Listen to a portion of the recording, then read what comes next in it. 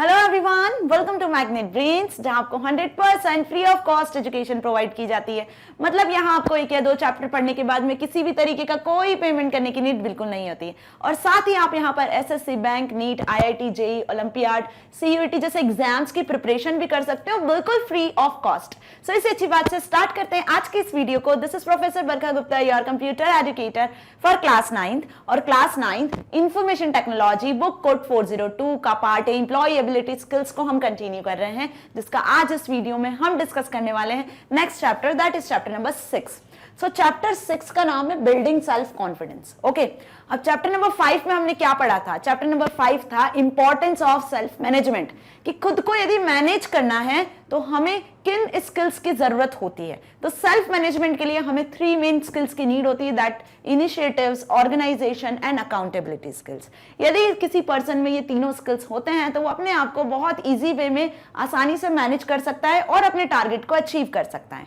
अब chapter number 5 को हम चैप्टर नंबर 6 से रिलेट करते हैं। यदि कोई पर्सन सेल्फ मैनेजमेंट होता है, मतलब कि वो खुद को बहुत अच्छे से मैनेज करता है, उसके अंदर वो सारे स्किल्स हैं, तो कहीं ना कहीं वो पर्सन क्या हो जाता है, सेल्फ कॉन्फिडेंट भी हो जाता है। उसके अंदर सेल्फ कॉन्फिडेंस ऑटोमेटिकली बिल्ड होने लगता है, क्योंकि वो अपने हर टास्क को एक प्रॉपर वे में, ऑर्गेनाइज्ड वे में, टाइम के साथ में मैनेज कर रहा होता है और अपने टारगेट को ऑन टाइम अचीव करता है। राइट? तो जब आप कोई भी काम सही तरीके से करते हो तो आपके अंदर विश्वास बढ़ता है उस काम को करने का, और आप नए काम, जो न्यू अपॉर्चुनिटीज है, उनको भी गेन करने की कोशिश करते हो।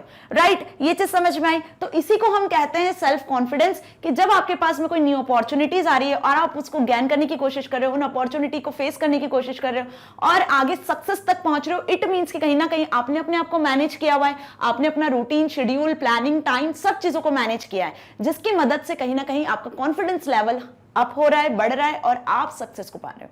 सो ये चीज मेरी अच्छे से समझ में आ गई कि सेल्फ कॉन्फिडेंस सेल्फ मैनेजमेंट का ही एक पार्ट है। सेल्फ मैनेजमेंट यदि आपको समझ में आया है, चैप्टर नंबर 5 समझ में आया है, सेल्फ मैनेजमेंट की इंपॉर्टेंस समझ में आई है, तो ये चैप्टर आपको बहुत अच्छे से क्लियर हो जाने वाला है। सो लास्ट वीडियो में मैंने इंपॉर्टेंस ऑफ सेल्फ मैनेजमेंट को पूरी तरीके से कंप्लीट करवाया। उस चैप्टर के सारे वीडियो लेक्चर्स अवेलेबल है, 1 शॉट भी हम कंप्लीट कर चुके हैं, assessment, fill up, exercise, MCQs, questions वगैरह सब हमने कंप्लीट कर लिया है। सो होप आप सभी ने लास्ट चैप्टर देखा भी और अच्छे से समझ भी आया, क्योंकि आज इस वीडियो में हम chapter number 6 building self confidence को डिस्कस करने वाले हैं। और आज इस वीडियो में बेसिकली हम इस चैप्टर का इंट्रोडक्शन ही डिस्कस करेंगे, like what is self confidence, what are the attributes और फीचर्स ऑफ सेल्फ कॉन्फिडेंस, है ना। तो यदि इस तरीके के क्वेश्चन एग्जाम में आए तो आप क्या लिख कर आने वाले हो, क्योंकि कॉन्फिडेंस हर एक बच्चे में होता है, ठीक है। किसी के अंदर लो कॉन्फिडेंस होता है, किसी में हाई कॉन्फिडेंस होता है। बट इस कॉन्फिडेंस की यदि डेफिनेशन आ गई सेल्फ कॉन्फिडेंस से रिलेटेड, क्या एट्रीब्यूट्स हैं, तब आप क्या लिख कर आओगे, क्योंकि कॉन्फिडेंस हमारे अंदर होता है, हम हर एक काम को कर सकते हैं। Yes, we are capable to do the things, right. So बस यही डेफिनेशन होती है सेल्फ कॉन्फिडेंस की। So, self-confidence means having trust in one's own judgment and ability. देखो, बेसिकली यदि बोला जाए तो सेल्फ कॉन्फिडेंस एक ट्रस्ट है, एक विश्वास है। यदि आपके अंदर विश्वास है कि आप किसी भी काम को कर सकते हो, है ना, नथिंग इज इम्पॉसिबल, आप हर एक चीज को कर सकते हो। Yes, you can do the things, you can't, ये कांट हटा दो अपनी डिक्शनरी से, you can do the things. यदि ये आपके अंदर है, इट मीन्स कि आप सेल्फ कॉन्फिडेंट पर्सन है।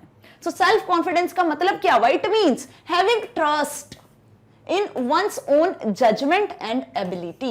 ओके, अपने जजमेंट पर, अपनी एबिलिटी पर यदि आपको ट्रस्ट है, इट मीन्स कि आप सेल्फ कॉन्फिडेंट पर्सन हो। It is reflected in one's belief that he is a valuable person and capable of accomplishing what he wishes to do. आपको खुद की वैल्यू होना बहुत जरूरी है, और ये आप खुद से मानो कि हाँ, जो आपकी इच्छा है उस काम को आप कर सकते हो, कैसे भी पॉसिबल कर सकते हो। ओके, मतलब कि आप क्या हो गए, एक सेल्फ कॉन्फिडेंट पर्सन हो गए। तो अब यदि एग्जाम में डेफिनेशन आएगी व्हाट इज सेल्फ कॉन्फिडेंस, तो अब आप इसको लिखकर आ सकते हो। यही पॉइंट्स आपको लिखना है, यही लाइंस आपको लिखना है। इसको आप अपनी ओन लैंग्वेज में भी लिख सकते हो। ओके, जरूरी नहीं कि जैसा लिखा हुआ है बिल्कुल वही लिखकर आना है, ठीक है, क्योंकि हम एक ऐसा चैप्टर, एक ऐसा टॉपिक पढ़ रहे हैं जो कहीं ना कहीं हमारी रियल लाइफ से कनेक्टेड है। आप कॉन्फिडेंस कुछ ऐसा नहीं है कि आपको हेरिडेटरी है, कि आपको आपने जो फ्यूचर में आपके जो पेरेंट्स हैं, ग्रैंडफादर्स हैं, वहां से मिल रहा है, ऐसा नहीं होता है ना। ये आपकी अंदर से खुद की एबिलिटी है, खुद का विश्वास है जो अंदर से ग्रो होता है, और कहीं ना कहीं एक लेवल तक आप इतने कॉन्फिडेंट हो जाते हो कि आप खुद से हर डिसीजन लेना शुरू कर देते हो, आप खुद से किसी भी चैलेंजेस को, किसी भी टास्क को फेस कर सकते हो, कंप्लीट कर सकते हो without any hesitation, without any problem. अब कॉन्फिडेंस भी टू टाइप का हुआ, देखो किसी स्टूडेंट्स का लो कॉन्फिडेंस होता है, वो बिल्कुल अपने अंदर विश्वास ही नहीं रख सकता है कि हाँ मैं ये काम कर सकता, और कोई स्टूडेंट्स ऐसे होते हैं जो कि बहुत ज्यादा कॉन्फिडेंट होता है। इसका बेस्ट एग्जांपल आपकी क्लास में देखो। अब आपकी क्लास में सारे स्टूडेंट्स एक जैसे होते हैं क्या? नहीं। टीचर ने कोई क्वेश्चन पूछा, सारे स्टूडेंट्स हैंड रेज करते हैं क्या? नहीं। कुछ ऐसे स्टूडेंट्स भी होते हैं जो ये सोचते हैं कि क्या पता मेरा आंसर सही होगा या नहीं, टीचर मुझे डांट तो नहीं लगाएगी, या मैं कुछ बोलूंगा तो सारे स्टूडेंट्स हंसेंगे तो नहीं, है ना। मतलब वो हेजिटेट होता है, उसके अंदर कहीं ना कहीं विश्वास की कमी है, उसके अंदर कहीं ना कहीं कॉन्फिडेंस की कमी है। लेकिन कुछ ऐसे भी स्टूडेंट्स होते हैं जो बेझिझक अपने आंसर को बोल देते हैं बिना कोई हेजिटेशन के, क्योंकि उन्हें विश्वास होता है कि हाँ मैं जो बोलने वाला हूं, जो आंसर बोलने वाला हूं वो करेक्ट है और इसका इंपैक्ट भी गुड ही होना है, मैम इसके मेरे आंसर को अप्रिशिएट करेंगे, राइट। सो ये चीज मेरी बात समझ में आ गई अच्छे से कि सेल्फ कॉन्फिडेंस ये जरूरी नहीं है कि सभी स्टूडेंट्स का, सभी पर्सन का रियल लाइफ में भी एक जैसा ही हो। डिफरेंट डिफरेंट कॉन्फिडेंस लेवल होते हैं लोगों के, और उसी के अकॉर्डिंग वो जजमेंट और एक्टिविटीज को परफॉर्म करते हैं। फाइन। सो यदि सेल्फ कॉन्फिडेंस की डेफिनेशन आती है तो अब आपको क्या लिख कर आना है ये आपको अच्छे से क्लियर है। Fine. Now what are the attributes of self confidence. अब यदि ऐसा कोई क्वेश्चन आ गया तो क्या लिख कर आओगे आप? Self confident people have 3 main attributes. जो सेल्फ कॉन्फिडेंट पर्सन होते हैं उनके 3 मेन एट्रीब्यूट्स होते हैं। पहला, believe in one's own capability, कि वो अपनी कैपेबिलिटी पर हमेशा विश्वास रखते हैं, ठीक है, उनका विश्वास कभी भी डोलता नहीं है, राइट। तो यदि कोई पर्सन अपनी कैपेबिलिटी पर विश्वास रखता है कि मैं इस काम को कर सकता हूं, मैं यहां जा सकता हूं, मैं अपनी पेरेंट्स की हेल्प कर सकता हूं, मैं अपनी लाइफ में सक्सेस को पा सकता हूं, यदि ये कैपेबिलिटी आपके अंदर है, इट मींस कि आप सेल्फ कॉन्फिडेंट पर्सन हो। Second attribute, ready to accept any challenge. अब अपनी लाइफ में वो कोई से भी चैलेंज आए उनको एक्सेप्ट करने के लिए हमेशा रेडी रहते हैं, डरते नहीं किसी भी चैलेंजेस से, किसी भी प्रॉब्लम से, किसी भी डिफिकल्टीज से। विलिंगनेस टू टेक रिस्क, और इच्छा से रिस्क को एक्सेप्ट भी करते हैं, मतलब कोई भी रिस्क उनके सामने आ जाए, कोई प्रॉब्लम आ जाए, उसका सॉल्यूशन ढूंढ लेते हैं और आगे बढ़ते हैं। ओके, सो ये 3 एट्रीब्यूट्स होते हैं किसी भी सेल्फ कॉन्फिडेंट पर्सन के अंदर। तो कोई भी पर्सन कैसे सेल्फ कॉन्फिडेंट होता है, कैसे उसके अंदर आत्मविश्वास बढ़ता है, किस तरीके से वो हर एक प्रॉब्लम को फेस करता है, बिकॉज उसके अंदर ये तीनों प्रॉपर्टीज होती है, ये तीनों एट्रीब्यूट्स होते हैं उसके अंदर, राइट। मतलब कि वो अपनी कैपेबिलिटी पे विश्वास रखता है, किसी भी चैलेंज को फेस करने के लिए हर टाइम रेडी रहता है, किसी भी रिस्क को एक्सेप्ट करता है और आगे बढ़ता है। अब इसका एग्जाम्पल ले, जैसे सपोज कोई गिटारिस्ट है ना, उसको बहुत अच्छे से गिटार प्ले करना आता है, राइट। अब उसकी प्रैक्टिस इतनी अच्छी है कि यदि उसके सामने कोई सा भी सॉन्ग बोल दिया जाए कि इस सॉन्ग के अकॉर्डिंग तुम्हें गिटार प्ले करना है, तो क्या होगा? वो अपने अंदर इतना कैपेबल है, उसे पता है कि कोई सा भी सॉन्ग होगा वो उसके अकॉर्डिंग प्ले कर देगा, राइट। मतलब कि वो कैपेबल है किसी भी सॉन्ग को प्ले करने के लिए, उसके अंदर ये विश्वास है, ठीक है। अब कोई भी रिस्क आए, कोई भी चैलेंज आए, वो कितने भी बड़े कंपटीशन में चला जाए या वो कितने भी बड़े इवेंट में चला जाए, वहां पे यदि उसको गिटार प्ले करने को बोल दिया और कोई सा भी सॉन्ग बोल दिया, तो वो उस चैलेंज को और उस रिस्क को एक्सेप्ट करेगा और उसे परफॉर्म करके दिखाएगा विद द फुल कॉन्फिडेंस। क्यों? क्योंकि वो कैपेबल है, उसे विश्वास है, उसे पता है कि ये चीज में वो बहुत अच्छा है और इसके लिए उससे कभी गलती हो ही नहीं सकती है, राइट। तो यहां पर आपको ये चीज समझना है कि जब आप कैपेबल हो किसी भी काम को करने के लिए, आपके अंदर विश्वास है किसी भी काम को करने का, आप किसी भी चैलेंज को फेस कर सकते हो, आप यदि कोई प्रॉब्लम आएगी तो आप उसको भी फेस करके आगे बढ़ जाओगे, उसको भी सॉल्यूशन ढूंढ लोगे, इट मींस कि आप एक सेल्फ कॉन्फिडेंट पर्सन हो। और एक सेल्फ कॉन्फिडेंट पर्सन के अंदर ये तीनों प्रॉपर्टीज होना बहुत कंपलसरी होता है। ओके, सो बेसिकली आपको सेल्फ कॉन्फिडेंस के डेफिनेशन और क्या एट्रीब्यूट्स हैं, जो 3 मैन एट्रीब्यूट्स है, इस पर बेस्ड क्वेश्चंस बनता है, ये अच्छे से समझ में आया। अब मैं स्टार्टिंग से यही बात आपको बताती आ रही हूं। इस पार्ट ए एम्प्लॉयबिलिटी स्किल्स में हमने पहले कम्युनिकेशन स्किल्स को कंप्लीट किया और सेल्फ मैनेजमेंट स्किल्स अब हम कंप्लीट करने वाले हैं इस चैप्टर के साथ। सो इन सभी चैप्टर्स को आप अपनी रियल लाइफ से कनेक्ट करके ही समझना, तभी आपको ये सारे चैप्टर्स बहुत अच्छे से समझ में आएंगे, क्योंकि कहीं ना कहीं हम रियल लाइफ में इन सारी सिचुएशन से गुजरते हैं, आपको अपने आप को मैनेज करना आना चाहिए, आपको किस तरीके से कम्युनिकेट करना है, कैसे कन्वर्सेशन करना है वो आना चाहिए प्रॉपर वे में, आप किस तरीके से किसी भी टास्क को कंप्लीट करते हो with proper confident, with proper organized way, तो ये चीज आपको आनी चाहिए, राइट। सो इसलिए मैं फिर से कह रही हूं कि हर एक चैप्टर को एम्प्लॉयबिलिटी स्किल्स के आप रियल लाइफ से कनेक्ट करके समझना, तभी आप क्वेश्चन के आंसर्स इजीली लिख पाओगे और सारे कॉन्सेप्ट्स आपके माइंड में क्लियर रहेंगे। सो चलिए स्टार्ट करें। Confidence is not genetically inherited. अब ये चीज मैंने बताई थी स्टार्टिंग में कि कॉन्फिडेंस जेनेटिकली इनहेरिटेड नहीं होता है, राइट। ये आपके अंदर का विश्वास है जो आपको क्या करना होता है, जागृत करना होता है, राइट। कि इट मींस कि आप किसी भी काम को कर सकते हो, आप मोटिवेट होंगे तो कहीं ना कहीं आपके अंदर कॉन्फिडेंस ऑटोमेटिकली बिल्ड होगा। आप हर टास्क को प्रॉपर वे में करोगे, मैनेज करोगे, प्लान करोगे, टाइम के साथ में करोगे, तो ऑटोमेटिकली कॉन्फिडेंस बिल्ड होगा। Okay, so many factors influence our beliefs about our capabilities. Three most prominent factors that contribute to building self-confidence. Self-confidence को build करने के लिए 3 मेन इंपॉर्टेंट फैक्टर्स होते हैं। अब वो कौन से 3 मेन इंपॉर्टेंट फैक्टर है? Social factor, cultural factor and physical factor. अब यदि एग्जाम में क्वेश्चन आता है कि what are the factors that influence self confidence, या फिर ऐसा आता है कि name any 3 important self confidence के फैक्टर्स लिखो, राइट। तो क्या लिख कर आओगे आप? Social factor, cultural factor and physical factor. ये याद कर लेना, इंपॉर्टेंट है। अब ये कैसे अफेक्ट करते हैं, ये कैसे हमारे सेल्फ कॉन्फिडेंस को बिल्ड करते हैं, या फिर हमारे सेल्फ कॉन्फिडेंस को हम बोल सकते हैं डिक्रीज करते हैं, बस वही देखेंगे हम आज। ओके, सो सबसे पहले स्टार्ट करते हैं सोशल फैक्टर से। अब सोशल फैक्टर नाम से समझ में आ रहा है, मतलब यहां पर हम डिस्कस करने वाले हैं सोसाइटी, जहां पर आप रहते हो, आपके पेरेंट्स, आपके friends, classmate, school, teacher, neighbourhood, even strangers. ये जो सारे मैंने अभी नाम बताए आपको, ये सब क्या फॉर्म करते हैं? ये सभी तो एक सोसाइटी, कम्युनिटी को फॉर्म कर रहे हैं, राइट। और यही मेन क्रिटिकल रोल प्ले करते हैं सेल्फ कॉन्फिडेंस को बिल्ड करने में या फिर डिक्रीज करने में। Okay, so society plays a critical role in shaping and building our self-confidence. Our society comprises our family, neighborhoods, friends, relatives, school, and even strangers. Our initial interaction with society leave a lasting impact on our attitude and outlook towards ourselves. जो आप society में interaction करते हो, अपने parents के साथ interact करते हो, अपने फ्रेंड्स के साथ, फैमिली के साथ, स्कूल में टीचर्स के साथ, क्लासमेट के साथ, तो वही तो इंपैक्ट करता है आपके कॉन्फिडेंस को। Okay, so evaluations from parents, teachers, schoolmates and friends can affect the way how we perceive ourselves, which then progressively build up your self confidence. Okay, अब जो आपके पेरेंट्स इवैल्यूएट करते हैं, टीचर्स इवैल्यूएट करते हैं, उसी की वजह से आपका सेल्फ कॉन्फिडेंस या तो बिल्ड होता है या डिक्रीज होता है। अब कैसे? एग्जाम्पल समझते हैं।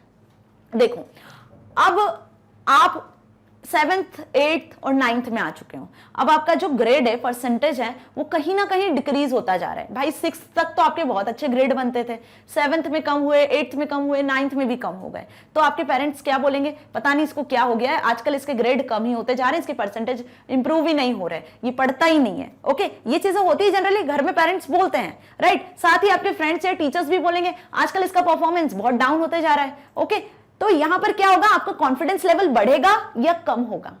यहां पर आपका कॉन्फिडेंस लेवल डाउन होता चला जाएगा। या फिर सपोज आप 5-6 फ्रेंड्स हो और हर एक फ्रेंड किसी ना किसी काम में बहुत परफेक्ट है, और कोई फ्रेंड ऐसा है जो किसी काम को नहीं कर पा रहा है या वो नहीं परफेक्शन के साथ में काम कर पाता है, तो बाकी सारे फ्रेंड्स उसको मोटिवेट ना करने की जगह उससे ऐसा बोलेंगे कि यार तुम तो किसी काम के नहीं हो, तुम तो किसी काम को नहीं कर सकते हो। तो जब हम किसी को डीमोटिवेट करते हैं, इट मींस कि वहां पर आपका कॉन्फिडेंस लेवल लो होता जाता है। ओके, सो यहां पर जो सोसाइटी है, जो फ्रेंड्स है, फैमिली है, पेरेंट्स है, टीचर्स है, वो क्या कर रहे हैं? किसी पर्सन को प्रेशराइज कर रहे हैं कि तुम तो ये काम को कर ही नहीं सकते हो, कोई रिस्क को नहीं ले सकते, कोई चैलेंजेस फेस अपनी लाइफ में नहीं कर सकते हो। इट मींस कि आपका जो कॉन्फिडेंस लेवल है वो डाउन हो रहा है। ओके, तो यहां पर कॉन्फिडेंस क्या हो रहा है? डिक्रीज हो रहा है। सोसाइटी में जो ये सारे फैक्टर्स हमने देखे अभी, जो सारे पीपल्स हैं, है ना, वो कहीं ना कहीं एक क्रिटिकल रोल प्ले कर रहे हैं। फाइन, अब यदि वहीं पर ये सारे लोग पर्सन्स को मोटिवेट करें, आपके पेरेंट्स आपको मोटिवेट करें कि नहीं कोई बात नहीं, ठीक है 7th में कम हुए, 8th में कम हुए, 9th में, अब तुम 10th में इतनी मेहनत करना ताकि तुम्हारी परसेंटेज इंप्रूव हो सके। टीचर तुम्हें अप्रिशिएट करेंगी, कुछ इंपॉर्टेंट टर्म्स बताएंगी, हर तरीके से आपको अपने फ्रेंड्स मोटिवेट करेंगे, तब क्या होगा? आपका कॉन्फिडेंस बढ़ेगा, आपका कॉन्फिडेंस का लेवल हाई होगा, इट मींस कि अब आप आगे कुछ और नया करने की सोचोगे कि मैं किस तरीके से इंप्रूव करूं, अपनी स्ट्रेटेजी प्लान करूंगे, अपना शेड्यूल प्लान करूंगे और अपनी पढ़ाई को बहुत अच्छे से आगे प्रिपेयर करूंगे, राइट। सो ये चीज समझ में, इसकी मदद से हमारा कॉन्फिडेंस इंप्रूव हुआ। तो कैसे सोसाइटी, क्या है सोशल फैक्टर जो हमारे सेल्फ कॉन्फिडेंस को अफेक्ट कर रहा है। Okay, so the attitude of parents towards their children creates the first significant impact on him, especially in his initial years of life। देखो, हम सबसे पहले किसके साथ इंटरैक्ट करते हैं? यदि सोसाइटी की बात आती है तो सबसे पहले हम हमारे पेरेंट्स के साथ इंटरैक्ट करते हैं, और पेरेंट्स का बहुत बड़ा हाथ होता है बच्चे के कॉन्फिडेंट को बिल्ड करने में। ओके, क्योंकि फर्स्ट जो इंटरेक्शन होता है वो पेरेंट्स के साथ होता है, और उसके बाद ही हम फर्दर सोसाइटी में फ्रेंड्स के साथ, टीचर्स के साथ, स्कूल वगैरह बाहर इंटरैक्ट करते हैं। ओके, सो फॉर एग्जांपल, यदि पेरेंट्स की तरफ से आपको लैक ऑफ लव मिलता है, अटेंशन नहीं मिलता है प्रॉपर, ठीक है, आपको टीचर्स की साइड से फिजिकल पनिशमेंट मिलता है, कुछ मेंटल पनिशमेंट मिल रहा है, टॉर्चर किया जा रहा है, प्रेशराइज किया जा रहा है काम को लेकर, ठीक है, एक्सेसिव क्रिटिसिज्म हो रहा है ना, डेरोगेटरी रिमार्क्स मिल रहे हैं टीचर की साइड से, आपको टीचर बिल्कुल अच्छे रिमार्क्स नहीं दे रही है, बिल्कुल मोटिवेट नहीं कर रही है, ठीक है, जिसकी वजह से आपका क्या हो रहा है, कॉन्फिडेंस कहीं ना कहीं ब्रेक होता जा रहा है और आप lot of mistakes again and again करते जाओगे। Okay, so instead of fear of failure in him and make him hesitate to take on challenges, अब आपके अंदर कहीं ना कहीं फियर हो जाएगा फेलियर अचीव करने का, कि कहीं मैं ऐसा कर दूं तो मैं फेल ना हो जाऊं, ओके, कहीं मैं ऐसा कर दूं तो मैं गिर ना जाऊं, राइट। तो आपके अंदर कॉन्फिडेंस लेवल कहीं ना कहीं कम होता जाएगा और आप चैलेंजेस लेने से डरोगे, हेजिटेट होंगे। Clear? So on the other hand, ये तो हमने देखा कि सोसाइटी किस तरीके से निगेटिव इंपैक्ट कर रही है, मतलब सोसाइटी में रहने वाले जो लोग हैं वो किस तरीके से एक किसी भी पर्सन के सेल्फ कॉन्फिडेंस को डिक्रीज करते हैं। अब on the other hand social factor जो है उसमें कैसे सेल्फ कॉन्फिडेंस बिल्डअप होता है। So over protective parenting style also hampers a child self confidence. यदि आपके पेरेंट्स आपको प्रोटेक्ट करते हैं, आपको मोटिवेट करते हैं, yes you can do this thing, try करो, कोशिश करो, तुमसे जरूर ये चीज होगी, ठीक है, तुम इस कंपटीशन में जरूर पार्टिसिपेट करो, तभी तुम्हारा कॉन्फिडेंस लेवल बढ़ेगा। जब तक आप पार्टिसिपेट नहीं करोगे किसी भी कंपटीशन में तो आपको कैसे अपनी कैपेबिलिटी के बारे में पता चलेगा, right. So shielding a child prevents him from facing any pain and struggle, it also prevents him from developing resilience and coping with stress and failure. He may come to believe that is incapable or inadequate. Therefore, a balanced approach to parenting is necessary to build a child's confidence. Child के confidence को बढ़ाने के लिए एक balanced parenting की जरूरत बहुत ज्यादा होती है। Balanced मतलब ना तो आप ज्यादा मोटिवेट करो ना आप ज्यादा डीमोटिवेट करो, एक बैलेंस्ड अप्रोच को फॉलो करना होता है, क्योंकि सबसे पहला इंटरेक्शन जो होता है चाइल्ड का वो अपने पेरेंट के साथ होता है और वहीं से उसका कॉन्फिडेंस लेवल बढ़ना शुरू होता है। क्लियर हुआ है अच्छे से कि सोशल फैक्टर कैसे अफेक्ट कर रहा है। Now when a child commit an error, parents should encourage him for trying again and guide him on how to perform better the next time. Obvious, this kind of behavior prepares the child to accept new challenges, teaches him to consider failure as a part of life and helps in developing self-confidence. तो जो example मैंने बताया वही example को यहाँ पे enhance वे में समझाया हुआ है। होप आपको सोशल फैक्टर का मतलब अच्छे से समझ में आ गया। ओके, नाउ नेक्स्ट फैक्टर को अब हम डिस्कस करते हैं, दैट इज कल्चरल फैक्टर। अब देखो, हम जहां रहते हैं वहां का कल्चर अलग होता है, पूरे वर्ल्ड में अलग अलग कल्चर्स के लोग हैं, अलग अलग जगह पर अलग अलग ट्रेडिशन को, कल्चर को फॉलो किया जाता है। अब जिस कल्चर की बात करेंगे वहां पे वैसे लोग होंगे और वो उस फील्ड में बहुत ज्यादा स्मार्ट होंगे, उस फील्ड में उनके पास बहुत ज्यादा नॉलेज होगा, जिसकी वजह से उनके पास विश्वास होगा और वो कहीं ना कहीं किसी लेवल पे आके उनका कॉन्फिडेंस भी बहुत हाई होगा, राइट। तो कल्चरल फैक्टर का क्या मतलब हुआ, ये भी एक क्रिटिकल रोल प्ले करता है। देखो, it refers to the characteristics of particular society, community or ethnic group reflected in its practices and beliefs. Culture influence a child's development and behavior. ये लाइन मोस्ट इंपॉर्टेंट है। Culture also influence the child behavior and development. Child का development और behaviour culture पर भी depend करता है।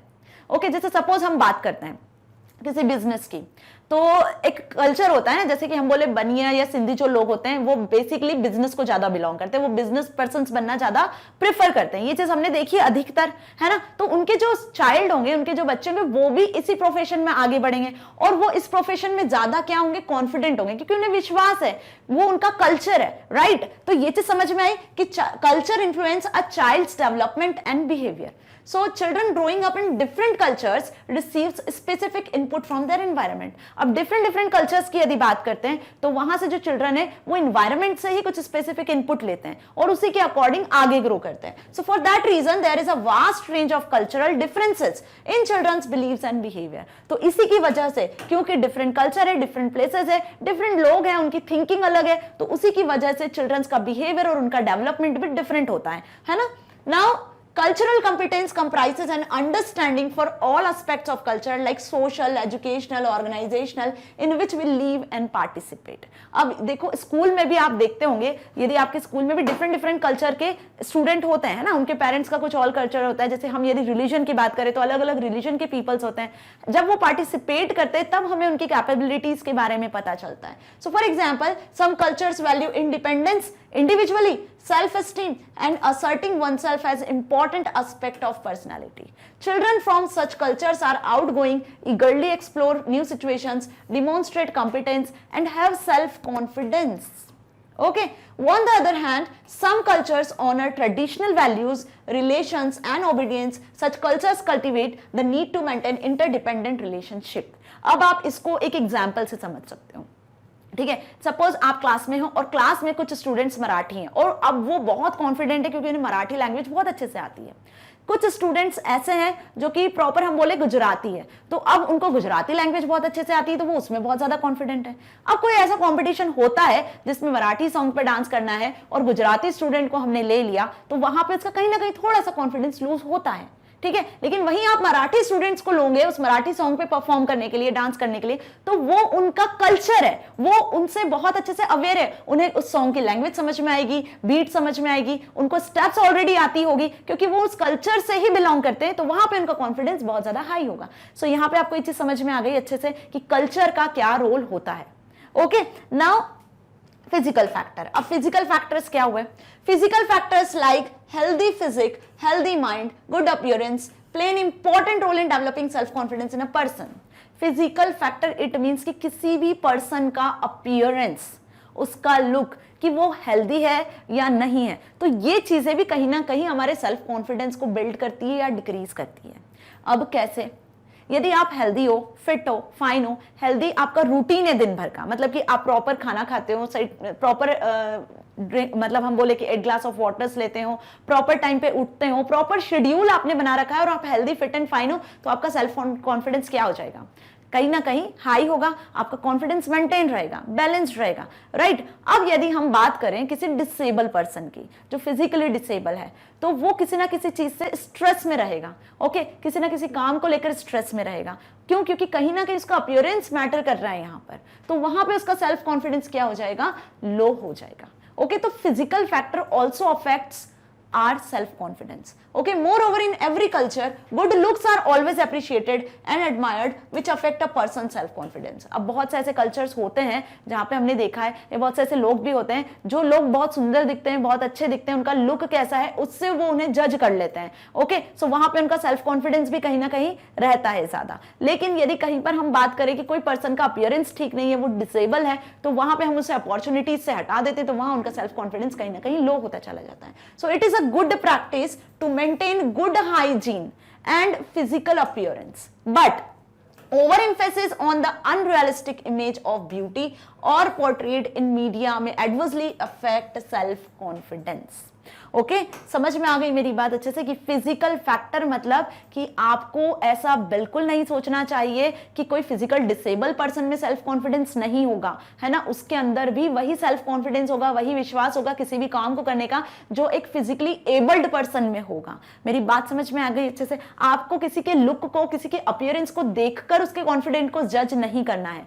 Okay, now physically disability instils a sense of dependency in an individual. Obvious, अब यदि कोई पर्सन डिसेबल है तो वो कहीं ना कहीं किसी ना किसी पर डिपेंड होगा. ओके, सपोज किसी भी पर्सन का यदि उसकी आईज नहीं है, वो देख नहीं सकता है, तो वो कहीं ना कहीं डिपेंड होगा, जिसके लिए आजकल तो टेक्नोलॉजी में बहुत सारी नई नई चीजें आ चुकी हैं, है ना.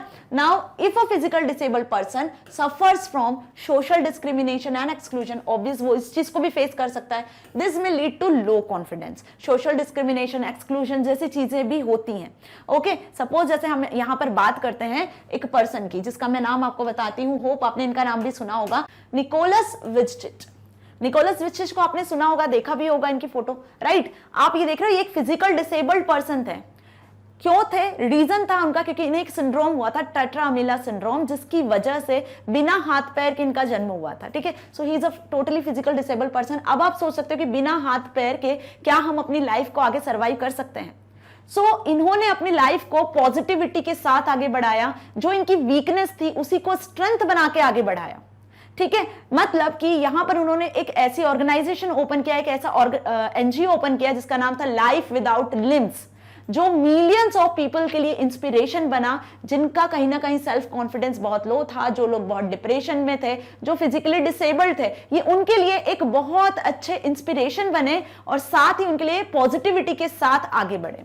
यहां पर हम बात कर रहे हैं निकोलस विचिच की, जिनको आप एक मोटिवेशनल स्पीकर के नाम से भी जानते हो, ठीक है। ये बहुत अच्छे स्विमर भी है, म्यूजिशियन भी है, राइटर भी है। सोचो, जब ऐसा कोई पर्सन, फिजिकल डिसेबल्ड पर्सन, अपनी वीकनेस को स्ट्रेंथ बनाकर आगे बढ़ सकता है, तो ये एक ऐसा फिजिकल फैक्टर था उनका जो कहीं ना कहीं उनके सेल्फ कॉन्फिडेंस को डिप्रेशन में डाल रहा था, ठीक है। लेकिन उन्होंने उसी वीकनेस को स्ट्रेंथ बनाया और अपनी लाइफ में आगे बढ़े और सक्सेस को अचीव किया।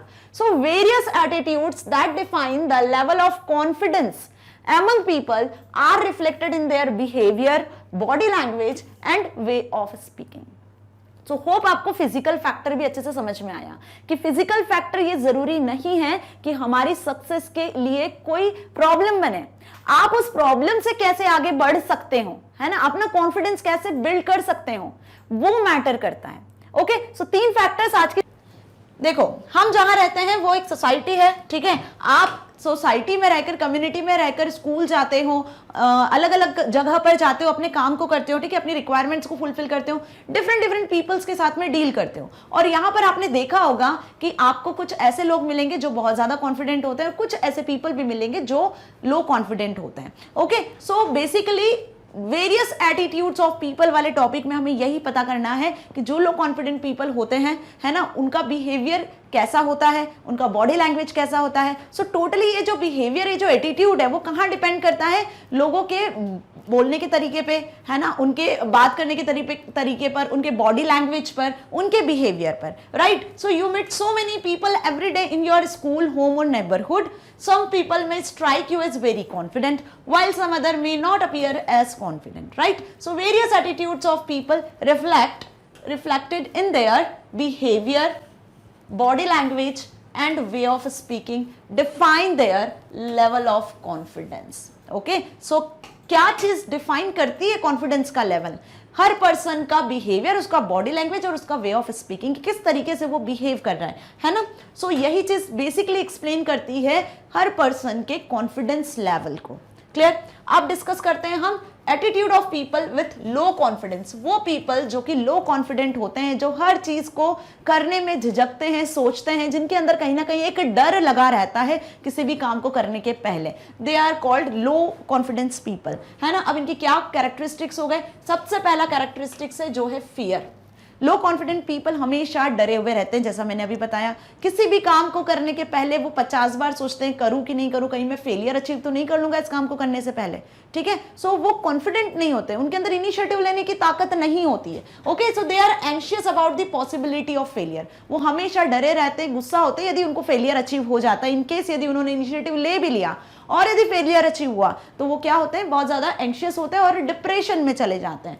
वैल्यू अदर्स ओपिनियंस, वो हमेशा दूसरों की बातों को, दूसरों के ओपिनियन को ही वैल्यू करते हैं। उन्हीं का ओपिनियन उनके लिए बहुत राइट जजमेंट होता है, बहुत राइट डिसीजन होता है, ये मान के चलते हैं। So they depend on other peoples approval and validation to feel good about their ideas. बहुत सी बार आपने देखा होगा ना, अपनी क्लास में भी कुछ ऐसे स्टूडेंट्स होते हैं जो बहुत ज्यादा कॉन्फिडेंट होते हैं और कुछ ऐसे होते हैं जो हर बात में हेजिटेट होते हैं, अपने फ्रेंड से बात करने में भी डरते हैं, टीचर से कुछ पूछने में डरते हैं, ठीक है, चुपचाप क्लास में बैठे रहते हैं बस। ओके, सो वो क्या होते हैं? वो स्टूडेंट्स लो कॉन्फिडेंट पीपल होते हैं। ओके, या फिर आपका कोई फ्रेंड है, हमेशा अच्छे सजेशंस देता है, अच्छे आइडियाज देता है, आप हमेशा उसकी बात मान लेते हो। अब यदि वो कोई गलत सजेशन भी देगा, कोई गलत ओपिनियन भी देगा, तो आप उसकी बात मान लोगे, क्योंकि आपको ऐसा फील होता है कि नहीं, वो हमेशा सही बोलता है, ठीक है, उसका जो ओपिनियन है वो वर्क करता है। तो जो लो कॉन्फिडेंट पीपल होते हैं वो खुद के ओपिनियंस नहीं क्रिएट कर सकते, खुद के आइडियाज पे वर्क नहीं करते हैं, खुद की बातों पर विश्वास नहीं कर पाते हैं। वो हमेशा दूसरों के ओपिनियन को, दूसरे के आइडियाज को ही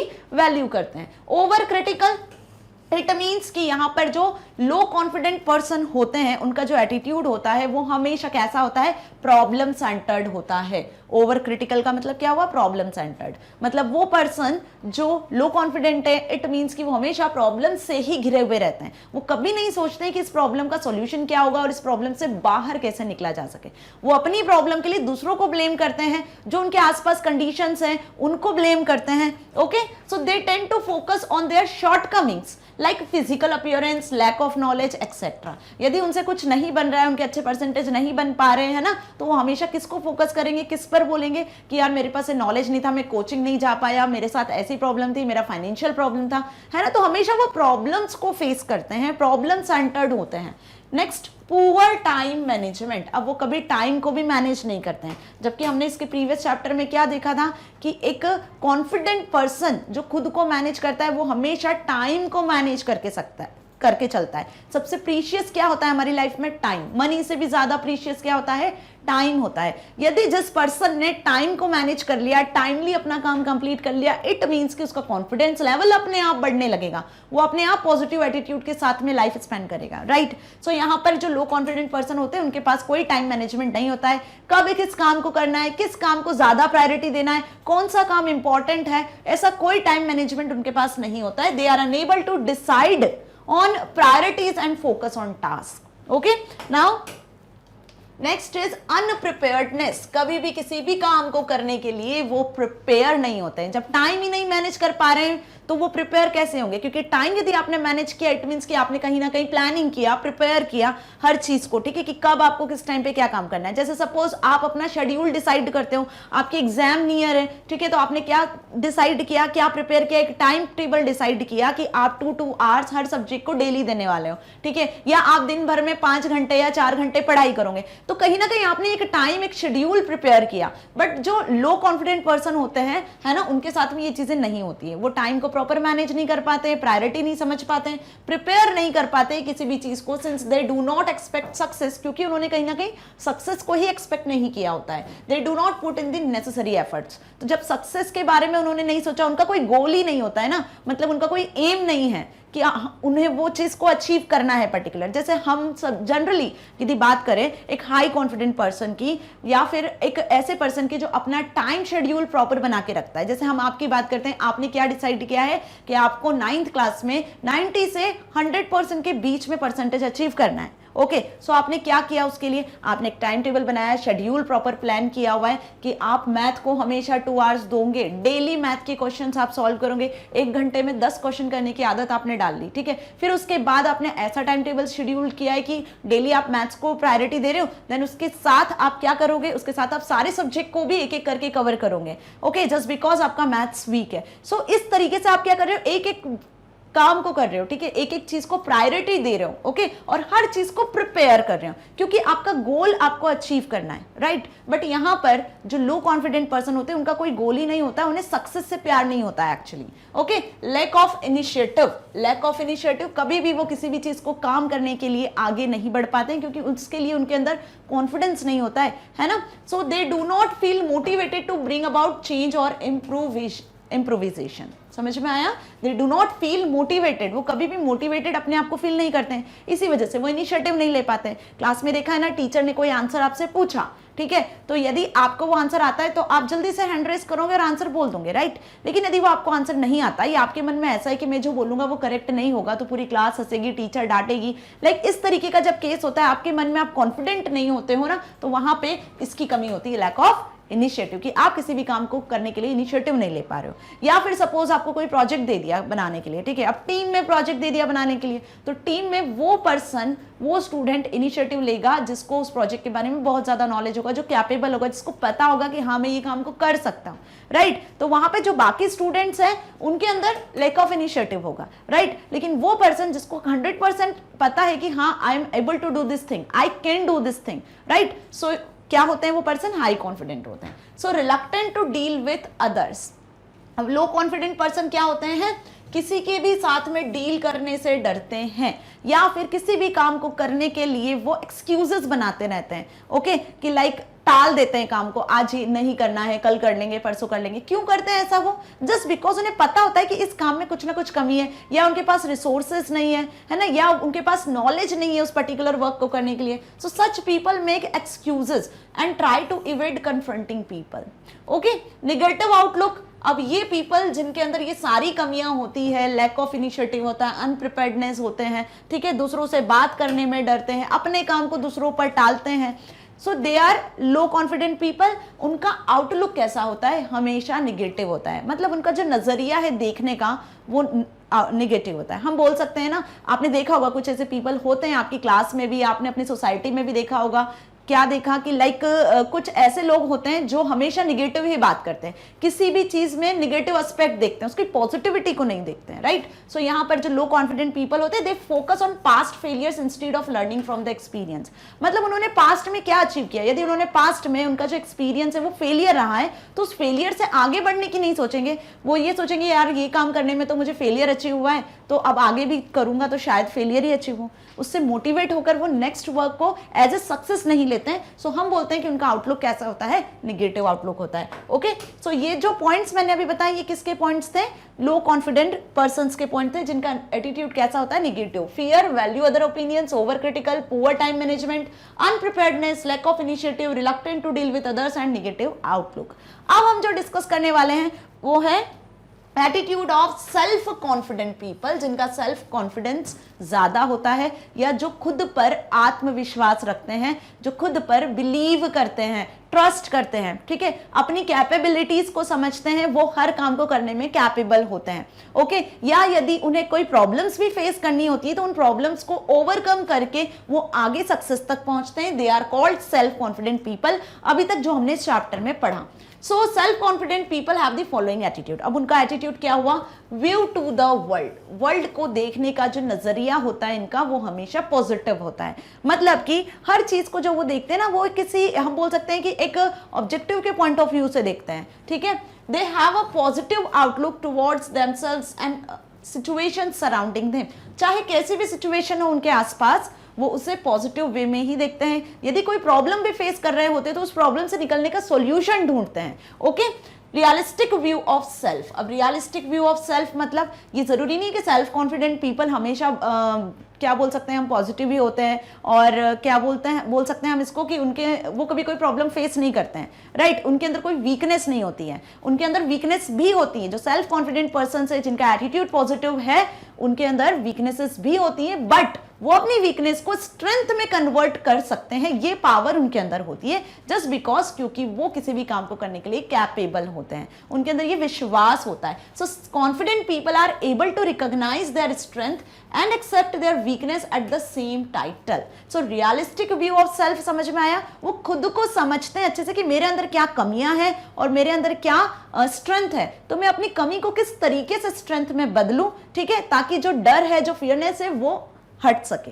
सो ये चीज क्लियर? आगे बढ़े। Trust own ideas and beliefs. अपने आइडियाज पर, अपने ओपिनियंस पर, अपने बिलीफ पर वो ट्रस्ट करते हैं। ओके, ऐसा नहीं है कि दूसरों ने जो कहा वो मान लिया, जस्ट उनके ओपिनियंस को ज्यादा वैल्यू दे दी। कभी कभी हमारी लाइफ में ये फेज आता है कि हम खुद के आइडिया पे बिलीव नहीं कर सकते, हम ऐसे प्रॉब्लम में होते हैं जहां हमें दूसरों की नीड होती है। लाइक आप अपने पेरेंट्स की एडवाइस मानते हो, अपने टीचर की एडवाइस मानते हो, है ना, बट यहाँ पे जो सेल्फ कॉन्फिडेंट पर्सन होते हैं वो दूसरों के आइडियाज को तो सुनते समझते हैं, लेकिन अपने आइडियाज, अपने बिलीव्स पर भी ट्रस्ट करते हैं। Confident people rely on their own ideas and beliefs rather than on others opinions. Okay, मतलब उन्हें सही और गलत दोनों चीज में पहचान होती है। Deal with mistakes. अब ये चीज ध्यान से समझो। अभी हमने लो कॉन्फिडेंट पर्सन में क्या देखा था कि निगेटिव आउटलुक होता है, अपनी मिस्टेक को दूसरे पर थोप देते हैं वो, ठीक है, ये चीज हमने समझा। लेकिन जो हाई कॉन्फिडेंट पर्सन होते हैं, जो सेल्फ कॉन्फिडेंट पीपल होते हैं, वो अपनी मिस्टेक से सीखते हैं, ठीक है, अपनी मिस्टेक से समझते हैं कि इस मिस्टेक को दोबारा कैसे नहीं किया जा सके। समझ में आया? मतलब कि यदि उनसे कोई गलती हुई तो दोबारा वो उस गलती को रिपीट नहीं करेंगे, वो अपनी मिस्टेक से सीखेंगे कि दोबारा ये चीज ना हो, उसके लिए मुझे क्या करना है।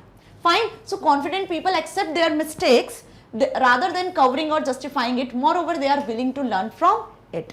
इट मीन्स कि जो निगेटिव आउटलुक वाले पीपल्स होते हैं, जो लो कॉन्फिडेंट पीपल होते हैं, यदि उनसे कोई मिस्टेक होती है तो वो अपनी मिस्टेक को किसी और के माथे थोप देते हैं, लाइक ये मुझसे नहीं हुआ, ये किसी और ने किया। ओके, बट यहाँ पे जो हाई कॉन्फिडेंस पर्सन्स होते हैं वो क्या करते हैं, अपनी मिस्टेक को पहली बात तो एक्सेप्ट कर लेते हैं, अपनी गलतियों को एक्सेप्ट करना जानते हैं। यदि गलती हुई है तो यस मैंने किया है, नेक्स्ट टाइम से मैं ये चीज नहीं करने वाला हूं, इस तरीके का उनका एटीट्यूड होता है।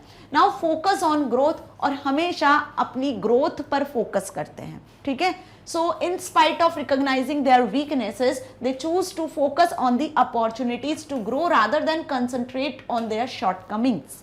अब यहाँ पे देखो फोकस ऑन ग्रोथ मतलब कि सपोज आज उनको कोई टारगेट दिया गया है और वो टारगेट उन्होंने अचीव कर लिया, ठीक है, तो वो क्या करेंगे, अब नेक्स्ट टारगेट के लिए मूव करेंगे। जैसे आप कोई गेम प्ले करते हो तो आपने एक हम बोल सकते हैं कि स्टेज क्लियर कर लिया, नेक्स्ट स्टेप पे आ गए, फिर नेक्स्ट स्टेप पे, तो इस तरीके से आप अपने गेम में भी ग्रो करते जा रहे हो ना, बिल्कुल उसी तरीके से यहाँ पर आप अपनी लाइफ में भी फोकस करोगे और आगे ग्रोथ करोगे, राइट। सो इसके लिए बेस्ट एग्जांपल क्या है कि आप अपनी वीकनेसेस को कहीं ना कहीं स्ट्रेंथ में कन्वर्ट कर रहे हो और किसी भी पर्टिकुलर टास्क को बहुत कॉन्सेंट्रेशन के साथ कंप्लीट कर रहे हो। यदि उसके बीच में कोई शॉर्टकमिंग्स भी आती है, कोई डिफिकल्टीज भी आती है, तो आप उनको ओवरकम करके उनके सॉल्यूशन को ढूंढ के आगे बढ़ते हो और सक्सेस को अचीव करते हो।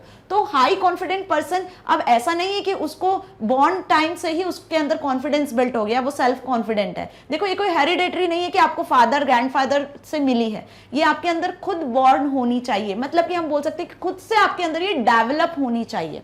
ओके, सेल्फ कॉन्फिडेंस या कॉन्फिडेंट पर्सन कैसे होते हैं, उनके अंदर खुद से ये चीजें डेवलप होती है और धीरे धीरे, ऐसा नहीं है कि आपने कभी फेलियर अचीव किया है तो अब आगे भी आप हमेशा फेलियर ही अचीव करने वाले हो। होता है कभी कभी कोई आप इनिशिएटिव लेते हो, किसी काम को करते हो तो वहां पे आपको सक्सेस नहीं मिलती है, राइट। जैसे सपोज हम एग्जांपल लेते हैं, 8th क्लास में आपके 60% आए, अब आप 9th में आए हो तो आप क्या मोटिव लेकर आगे आए हो, क्या मोटिव लेकर आपने पढ़ाई शुरू कर दी कि अब आप 70 से 90% अचीव करने वाले हो, ये आपका टारगेट है ना। तो जब आप पूरे साल भर मन लगा के मेहनत से पढ़ाई करोगे तो क्या आप अचीव नहीं करोगे परसेंटेज, बिल्कुल अचीव करोगे, क्योंकि यहाँ पे आप पॉजिटिव एटीट्यूड के साथ में आगे बढ़े हो। अब सपोज आपके 9th में 70 से 90% आराम से बन भी गए, बीच में सपोज 85-90% बन गए, तो अब आपका नेक्स्ट मोटिव क्या होगा कि 10th में आपको 90 से 100% के बीच में अचीव करना है, राइट। तो मतलब यहाँ पे ध्यान से समझो, आपका कॉन्फिडेंस लेवल बढ़ा, आपने खुद को मोटिवेट किया और अब 10th में आप और ज्यादा कॉन्फिडेंट हो चुके हो। इट मीन्स कि अब आप हाई लेवल की पढ़ाई के लिए रेडी हो चुके हो और ज्यादा मेहनत करने के लिए रेडी हो चुके हो, है ना। तो कहीं ना कहीं जो आपकी वीकनेस थी, आपका जो डर था कि आप ज्यादा परसेंटेज कैसे अचीव कर पाओगे, राइट, उसके लिए आपको कितनी मेहनत करनी, उसको आपने ओवरकम कर लिया। बीच में आपने बहुत सारी प्रॉब्लम्स भी फेस किया, उसको भी आप ओवरकम करके आगे बढ़े, मतलब कि आपने उन डिफिकल्टीज को ज्यादा भाव नहीं दिया। आपका जो प्रॉब्लम था वो क्या था, आपका जो मोटिव था, आपका जो गोल था वो क्या था कि आपको हाईएस्ट परसेंटेज अचीव करना है, जिसके लिए आपने फुली मेहनत करी। सो ये चीज अच्छे से समझ में आई ना कि हाई कॉन्फिडेंस पर्सन क्या होते हैं, वो अपने टारगेट पर फोकस करते हैं, उनको उनका जो नजरिया होता है ना दुनिया को देखने का, वो हमेशा पॉजिटिव होता है। So we can say that a balance and rationality, that the balance and rationality in attitude are the hallmarks of self-confidence. Okay, as a self-confident person shows the willingness and courage to face new challenges and works hard to attain his goals. New challenges को face करते हैं और अपने गोल को achieve करते हैं किसी भी हाल में। This success further strengthens his confidence, और इसी की वजह से उनकी जो कॉन्फिडेंस लेवल है वो बढ़ता जाता है और आगे वो सक्सेस को अचीव करते हैं। Whereas, यदि यहां पर हम बात करें लो कॉन्फिडेंस पर्सन की, जिनके अंदर कॉन्फिडेंस की कमी होती है, that puts them in a vicious cycle where the fear and unpreparedness prevent them from succeeding. तो वहां पे उनका जो अनप्रिपेयर्डनेस है, जो पुअर टाइम मैनेजमेंट है, जो फियर है, वो उन्हें आगे बढ़ने से रोकता है, उनके कॉन्फिडेंस लेवल को बढ़ाने से रोकता है। And the failure further enforce their sense of inadequacy leading to low self confidence. So क्या देखा आज हमने इस वीडियो में दो टाइप के पीपल्स को समझा है, एक लो कॉन्फिडेंस पर्सन और हाई कॉन्फिडेंस पर्सन। तो लो कॉन्फिडेंस पर्सन भी हाई कॉन्फिडेंस पर्सन की तरह बन सकते हैं जब वो अपने फियर को, एक टाइम मैनेजमेंट को प्रॉपर करें, फियर को अपने दिल से दिमाग से निकाल दें, काम को करने की आदत डाले, वो ये अपने मन में माने कि you can do, can word को एक्सेप्ट करें, कांट वर्ड को अपने डिक्शनरी से निकाल दें, तो वो क्या बन सकते हैं, एक सेल्फ कॉन्फिडेंट पर्सन बन सकते हैं। सो ये जो आपको डायग्राम ये क्या डिपिक्ट कर रहा है, एक कॉन्फिडेंस साइकिल को बता रहा है कि वो पर्सन जो कॉन्फिडेंस होते हैं, हर काम को कर सकते हैं, दे कैन डू इट, तो वो उसी के अकॉर्डिंग एक्शंस परफॉर्म करते हैं और उसमें सक्सेस पाते हैं। Okay, so this is about the confidence cycle. यदि फेलियर होती भी है तो उससे भी आप आगे बढ़ोगे, उसको भी आप सीखोगे कि उससे कैसे ओवरकम किया जाए और इसको सक्सेस में कैसे बदला जाए। कब? जब आपके अंदर सेल्फ कॉन्फिडेंस होगा। ओके तो कहीं ना कहीं ये चैप्टर क्या है, मोस्ट इंपॉर्टेंट है हर किसी पर्सन के लिए, not only for class 9th। आप क्लास 9th में चैप्टर पढ़ रहे हो तो ऐसा नहीं कि सिर्फ आप ही के लिए इंपॉर्टेंट है, हर किसी पर्सन के लिए, जो भी ये वीडियो देख रहा है उसके लिए, कि सेल्फ कॉन्फिडेंस पर्सन होना बहुत जरूरी होता है। यदि आपके अंदर आत्मविश्वास है तो आप आकाश की उस बुलंदियों को छू सकते हो, आप अपनी लाइफ में उन सक्सेस को अचीव कर सकते हो जो आपने कभी सोची भी नहीं होंगी, राइट। सो बिल्डिंग सेल्फ कॉन्फिडेंस इस चैप्टर में आज इस वीडियो में हम स्टेप्स को डिस्कस करेंगे। ओके सो सेल्फ कॉन्फिडेंस की डेफिनेशन एक बार फिर से रिकॉल कर ले। Self confidence can be learned, practised and, क्या लिखा है, self confidence can be learned, practised and mastered just like any other skill. जैसे बाकी सारे स्किल्स हमारे अंदर होते हैं ना, बिल्कुल उसी तरीके से सेल्फ कॉन्फिडेंस भी एक स्किल की तरह ही है, जिसे आप सीखते हो, ठीक है, बार बार प्रैक्टिस करके, रिपीट करके आप उस चीज में मास्टर हो जाते हो। इट मींस कि आपके अंदर ऑटोमेटिकली कॉन्फिडेंस डेवलप हो जाता है। कैसे? सपोज आपको साइकिल चलाना नहीं आती है ना, तो अब आपने क्या किया, इनिशिएटिव लिया साइकिल चलाने के लिए, ठीक है, आपने कोशिश किया, करते हैं ना बच्चे जनरली, हम छोटे होते हैं तो हम सबसे पहले कैसे सीखते हैं, साइकिल चलाने से ही आप ड्राइविंग आगे तक सीखते हो ना। पहले आपको साइकिल चलाना आएगा, फिर आप बाइक लोगे, स्कूटी चलाओगे, देन आफ्टर दैट आप फिर कार ड्राइव करना सीखोगे, यही स्टेप्स होती है, राइट। तो आप क्या करना चाह रहे हो, आपको साइकिल चलाना सीखना है, तो आपने इनिशिएटिव लिया, उसके लिए आप आगे बढ़े, ठीक है। अब आप जब तक उसकी प्रैक्टिस नहीं करोगे, रिपीट नहीं करोगे उसी टास्क को अगेन एंड अगेन, लेकिन एक पॉइंट पे आकर आपको बहुत अच्छे से साइकिल चलाना आ जाने वाला है। ये चीज आपको क्लियर है? क्योंकि हमें किसकी नीड होती है, हमें उस चीज से सीखने की, उस काम को रिपीट करने की नीड होती है। और जब आपने उस काम को रिपीट किया अगेन एंड अगेन, आप उस काम से सीखे, इट मींस कि कहीं ना कहीं आप उस चीज में मास्टर हो गए। सिमिलरली यदि हम इस एग्जांपल को ले कि सपोज आपको कुछ प्ले करना सीखना है, लाइक आपको गिटार प्ले करना आना चाहिए, ओके, आपका इंटरेस्ट उसमें है, तो सबसे मेन इंपॉर्टेंट चीज तो इंटरेस्ट हुआ। यदि आपका इंटरेस्ट है कि आपको गिटार प्ले करना आना चाहिए बहुत अच्छे से, तो आप क्या करोगे, उसके लिए क्लासेस लगाओगे, आप उसके लिए प्रैक्टिस करोगे, आप क्लास में भी सीख कर आओगे जो आपको सिखाया जाएगा, घर पे आकर भी उसकी आप बहुत अच्छे से प्रैक्टिस करोगे। तो आप एक टास्क को सीख रहे हो, उसकी बार बार प्रैक्टिस कर रहे हो, है ना, मतलब आप उसको बार बार रिपीट कर रहे हो। कब तक? जब तक वो चीज आपको अच्छे से नहीं आ जाती, जब तक आप उसमें मास्टर नहीं हो जाते हो। तो इन तीनों चीजों के करने से क्या हुआ, आपका कॉन्फिडेंस बढ़ा, अब आप मास्टर हो चुके हो। अब आपसे कोई सा भी सॉन्ग प्ले करवा लो तो आप इजीली प्ले कर सकते हो ना, ये एग्जांपल भी मैंने पहले दिया है। तो कहीं ना कहीं लाइफ में, हर किसी की लाइफ में लर्न्ड, प्रैक्टिस्ड एंड मास्टर्ड होना बहुत जरूरी है, और इन्हीं तीनों की मदद से ही सेल्फ कॉन्फिडेंस बिल्ड होता है। Okay, so just like any other skill, once you master it, everything in your life will change for better. तो अपनी लाइफ को बेटर और हैप्पियर बनाने के लिए हमें सेल्फ कॉन्फिडेंट होना बहुत जरूरी होता है। और सेल्फ कॉन्फिडेंट होने के लिए हमारे अंदर 3 मेन चीजें होनी चाहिए। आपके अंदर सीखने का जज्बा होना चाहिए, हर एक चीज को आप सीख सकते हो, मतलब कि बोलते हैं ना कि हम किसी भी चीज से डरे नहीं, कैसे उस प्रॉब्लम को फेस करें। तो सॉल्यूशन सेंटर्ड होना चाहिए, हर चीज को आपको सीखने की ललक होना चाहिए। सेकंड इज कि आप कोई भी काम कर रहे हो तो उसको इतने अच्छे से करो, भले ही नहीं बन रहा है उसको रिवाइज करो, बार बार रिकॉल करो, बार बार रिपीट करो, ताकि आप उसमें मास्टर हो सको। ये लाइन किसने कही है? ये लाइन कही है बैरी डेवनपोर्ट ने, जिनका पिक्चर आप यहां पर देख रहे हो। उन्होंने ये 3 लाइंस कही है। तो यदि एग्जाम में आता है कि सेल्फ कॉन्फिडेंस की डेफिनेशन किसने दी है, तो बैरी डेवनपोर्ट ने ये डेफिनेशन आपको दी है। Okay, now building self confidence is a process that takes efforts and commitment. Self confidence build करने के लिए ये एक प्रोसेस होता है जिसमें आप अपनी एफर्ट्स को लगा देते हो, कमिटमेंट करते हो कि हाँ आपको ये काम करना है, आप इस काम को कर सकते हो, यू आर कैपेबल, आपके अंदर एबिलिटी, आपके अंदर ट्रस्ट है ना। It requires you to cultivate a positive attitude about yourself to set goals and take risk. अब ये लास्ट वीडियो में हम देख चुके हैं कि ये काम करने के लिए आपके अंदर पॉजिटिविटी होना चाहिए, पॉजिटिव एटीट्यूड होना चाहिए। Following techniques will not only assist you in building your self confidence but also in sustaining in the long run. मतलब ऐसा नहीं है कि एक बार यदि सेल्फ कॉन्फिडेंस आपके अंदर डेवलप हो गया तो फिर वो चला जाएगा या ये स्किल आपके अंदर से हट जाएगा। यदि एक बार सेल्फ कॉन्फिडेंस आपके अंदर डेवलप हो गया तो ये फर्दर लॉन्ग रन तक आपके अंदर होने वाला है, क्योंकि आप कहीं ना कहीं उसी कॉन्फिडेंस की मदद से आगे बढ़ोगे, नई नई अपॉर्चुनिटीज को फेस करोगे। ओके, सो मेरी बात अच्छे से समझ में आ गई कि सेल्फ कॉन्फिडेंस क्या होता है, उसके कुछ पॉइंट्स हमने यहाँ पे डिस्कस किए।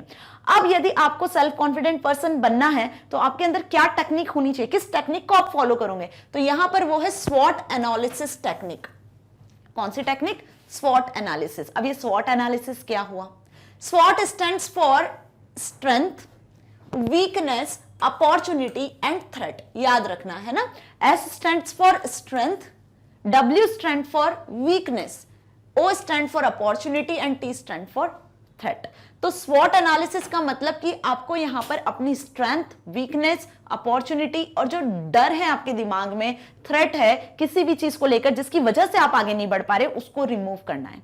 आपको अपनी वीकनेस से आगे बढ़ना है, स्ट्रेंथ के बारे में सोचना है, वीकनेस को कैसे स्ट्रेंथ में कन्वर्ट करना है, आने वाली सारी अपॉर्चुनिटीज को किस तरीके से फेस करना है, कैसे आप उनको गेन कर सकते हो और सक्सेस पा सकते हो, वही बेसिकली बेस्ड है स्वॉट एनालिसिस पर, जैसे कि इसके नाम से समझ में हमें आ रहा है।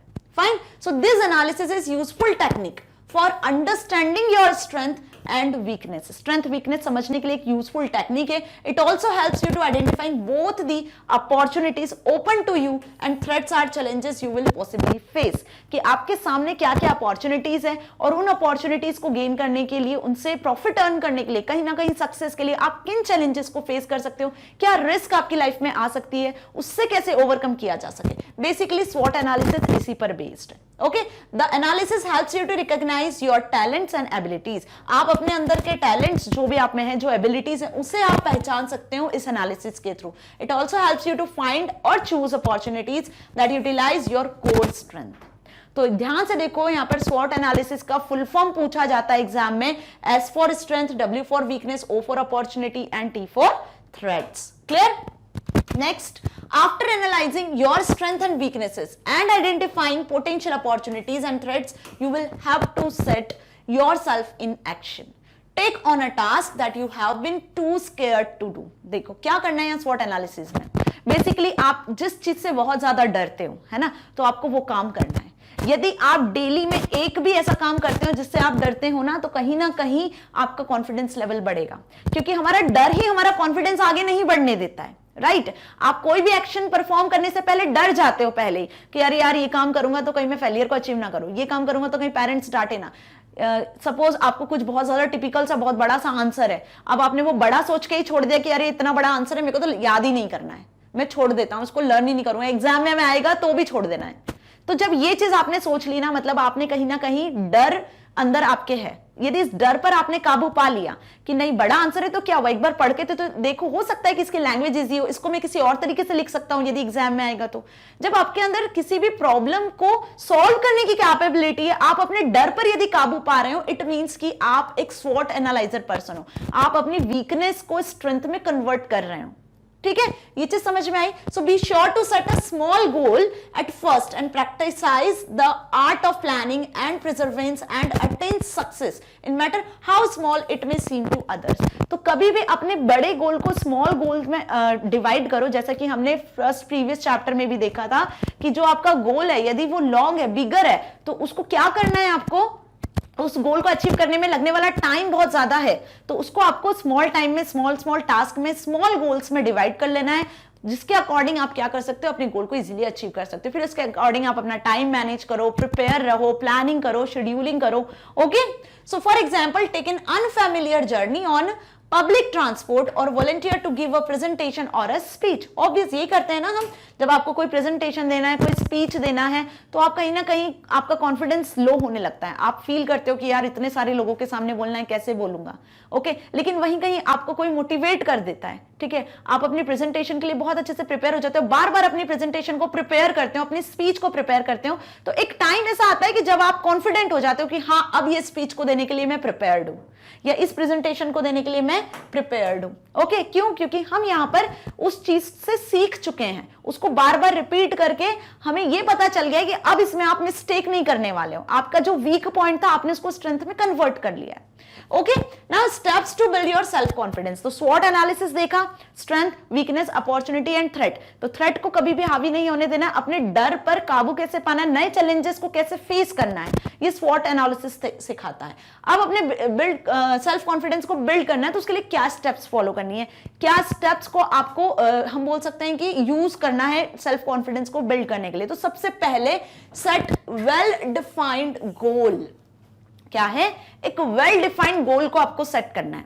जैसे सपोज आपको 10th में, अभी आप 9th में हो, अब आपने 10th का एक एम बनाया हुआ है कि आपको 10th में 100% को अचीव करना है. ओके होगा सभी स्टूडेंट का 100% मान के चलोगे जब 95, 98, 99% को आप अचीव कर पाओगे, राइट? तो आपने एक वेल डिफाइंड गोल सेट कर रखा है कि आपका ये गोल है, अब बस इसके लिए आपको वर्क करना है। तो जो 9th का सिलेबस है ऑलमोस्ट हम बात करें उससे कुछ पार्ट भी 10th में आता है ना, वही मैथ्स के कुछ सम्स होते हैं, वही बेसिक्स होते हैं, साइंस के वही बेसिक्स आपके 10th में भी साइंस में आते हैं, फिजिक्स केमिस्ट्री मैथ्स में, राइट? तो ये चीज आपको समझ में आ रही है ना कि 9th से आपने ये गोल बनाया हुआ है कि आपको 10th क्लास में बोर्ड एग्जाम में 100% अचीव करना है, तो आप उसके लिए अभी से मेहनत करोगे। आपने ये जब गोल डिसाइड किया है जो कि एक बिगर गोल है आपके लिए, नेक्स्ट ईयर आप इसको फुलफिल कर पाओगे, राइट? तो यहां पे आप क्या कर लोगे, इसको स्मॉलर टास्क में डिवाइड कर लोगे, है ना? सो सबसे पहले तो एक स्पेसिफिक गोल हमें डिसाइड करना है और इसके लिए हमें जो स्ट्रेटेजी फॉलो करनी है वो स्ट्रेटेजी होती है smart, specific, measurable, attainable, realistic, achievable, realistic and time bound. Okay, so smart का फुल फॉर्म हम प्रीवियस वीडियोस में देख चुके हैं, मतलब चैप्टर नंबर 5 में हमने देखा था, जिसमें हमने देखा था कि आप किस तरीके से अपने गोल को अचीव करते हो, क्या स्ट्रेटेजी एक्चुअली फॉलो करते हो। तो उसके लिए हम फॉलो करते हैं specific, measurable, achievable, realistic and time bound strategies. Okay, so ये मैंने डिटेल में समझाया हुआ है एक वीडियो में, होप आपने वो वीडियो नहीं देखी, तो नहीं देखी तो देखो ताकि आपको इस स्ट्रेटेजी के बारे में पता चल सके।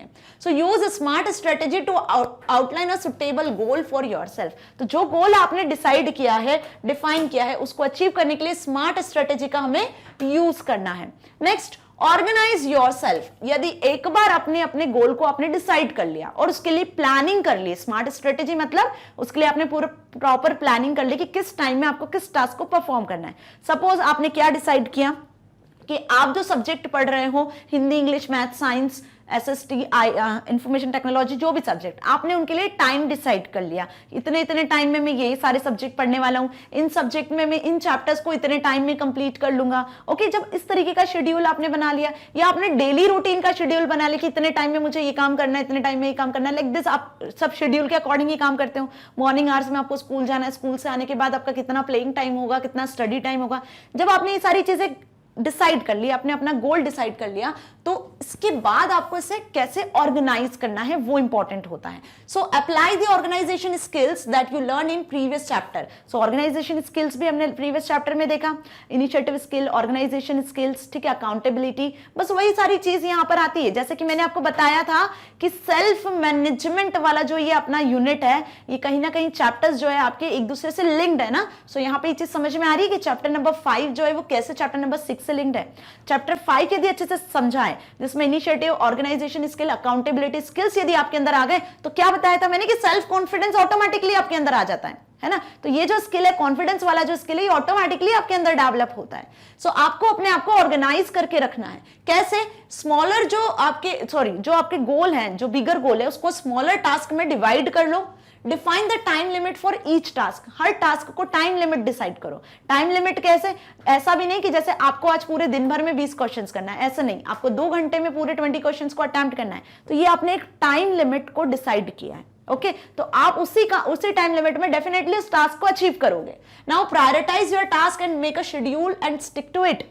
अब देखो, बहुत सारे टास्क होते हैं आपको दिन भर में करने के लिए, लेकिन प्रायोरिटाइज कौन सा टास्क है? सपोज आपको 10 दिन के अंदर प्रोजेक्ट सबमिट करना है, तो आप अपने दूसरे सारे काम को होल्ड करोगे और सबसे पहले अपने प्रोजेक्ट पे वर्क करोगे ना। क्यों? क्योंकि वो प्रायोरिटी बेस्ड है, वो आपको जल्दी से सबमिट करना है। तो जो काम आपका प्रायोरिटी बेस्ड है उसको सबसे पहले करो। Fine, hold yourself accountable and avoid procrastination. अपने आप को अकाउंटेबल बनाने की कोशिश करो, काम को टाला मटोली करने की कोशिश ना करो। तो सेकंड पॉइंट क्या हुआ सेल्फ कॉन्फिडेंस बढ़ाने का, कि अपने आप को आप ऑर्गेनाइज्ड वे में रखो। मतलब जब आपके अंदर ऑर्गेनाइजेशन स्किल्स होगा, हर चीज को आप प्रॉपर तरीके से मैनेज कर पाओगे, इट मींस कि कहीं ना कहीं आप अपने सेल्फ कॉन्फिडेंस को डेवलप कर पा रहे हो। So when you meet any obstacle, अब जब आपने सारी चीजें ऑर्गेनाइज्ड वे में की हुई है, तो यदि कोई डिफिकल्टी या कोई प्रॉब्लम या कोई ऑब्स्टिकल आता भी है, then remind yourself that this is bound to happen and you need to find ways to address it or move on despite it. Okay, remember an obstacle is only an indication of progress and not failure. ये जो obstacle है, जो difficulty, problem है, ये आपको failure achieve नहीं करवा सकती, एक इंडिकेशन है कि आप इससे कैसे बाहर निकल सकते हो। ठीक है, आपकी प्रोग्रेस का इंडिकेशन है। कहीं ना कहीं हम डिफिकल्टी से ही आगे बढ़ते हैं ना, प्रॉब्लम से यदि आती है आपकी लाइफ में, उसी से आप आगे सीखते हो ना, right? So display reminders of your goal and vision of your success where you can see them repeatedly. This will help you to manage your moods and emotions, and these reminders will bring your focus back to your goal. Clear? So ये चीज अच्छे से समझ में आई. Now be assertive. अब third जो important step है वो है be assertive. आपने गोल डिसाइड कर लिया, आपने सारी चीजों को अरेंज कर लिया, प्लान कर लिया, शेड्यूल कर लिया, कितना टाइम किस चीज को देना है. अब ये तो कर लिया, लेकिन इसको करने के लिए आपके अंदर एटीट्यूड होना चाहिए, कॉन्फिडेंस होना चाहिए, आपके अंदर हम बोल सकते हैं कि पॉजिटिविटी होना चाहिए. ओके, सो बी असर्टिव का मतलब क्या हुआ? पॉजिटिविटी. मतलब have faith in your beliefs and abilities. सबसे मेन चीज कि आपने जो प्लान किया है, जो शेड्यूल किया है, उस काम को आप कर सकते हो. You are able to do this things. ये अंदर आपके होना चाहिए, मतलब आपके अंदर विश्वास होना चाहिए कि हाँ you can do this things. यदि ये चीज आपके अंदर है तो आप उस शेड्यूल को, जो आपने प्लान किया हुआ है, जो आपने बनाया हुआ है, उसको इजीली फॉलो कर सकते हो. So do not feel obligated to prioritise others demands over your goal and plan. कोई पर्सन कुछ भी बोले, कैसा भी बोले, आपको अपने प्लान को, अपने गोल को ध्यान में रखना है. किसी और की बातों में आकर अपने प्लान या गोल को डिस्टर्ब नहीं करना है. Okay, your goal is an important to you as their plan is important to them. Fine, आपका गोल आपके लिए बहुत ज्यादा इंपॉर्टेंट होना चाहिए, वैल्यूएबल होना चाहिए.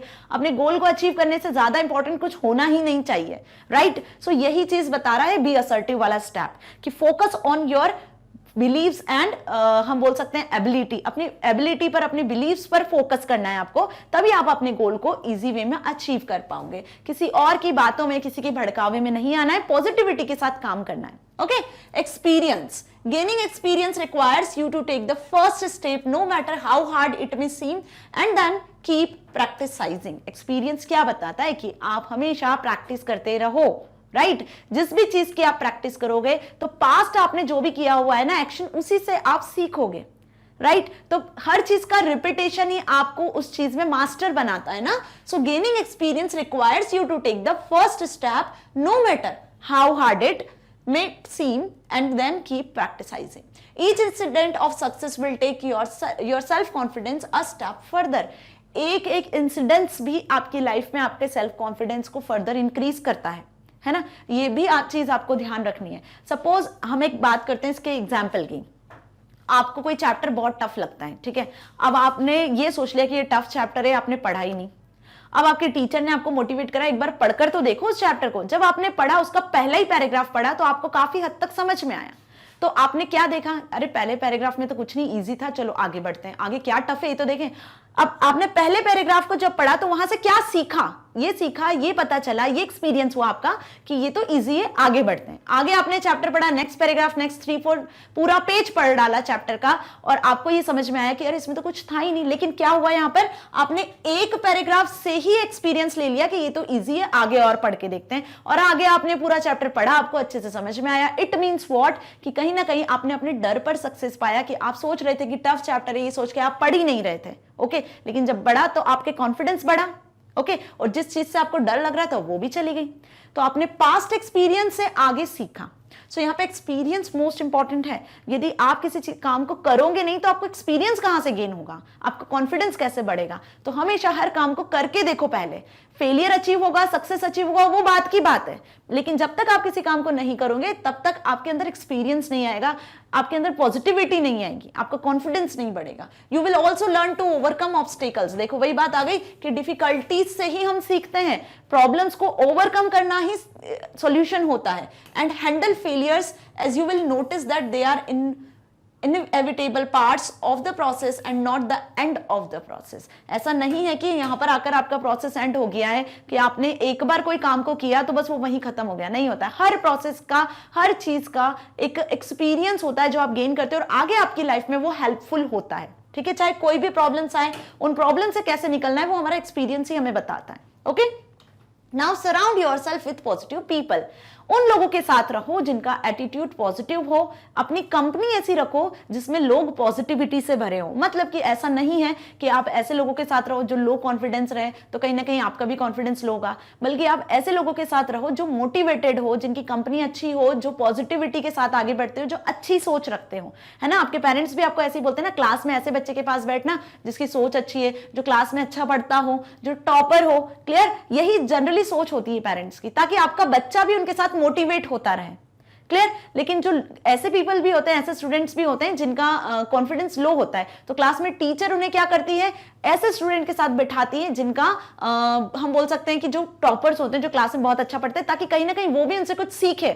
ओके, सो ये चीज भी आपको ध्यान रखना है कि surround yourself with positive people, always keep yourself in the company of positive people, avoid any negative और discouraging influences and focus on the positive voices including your own.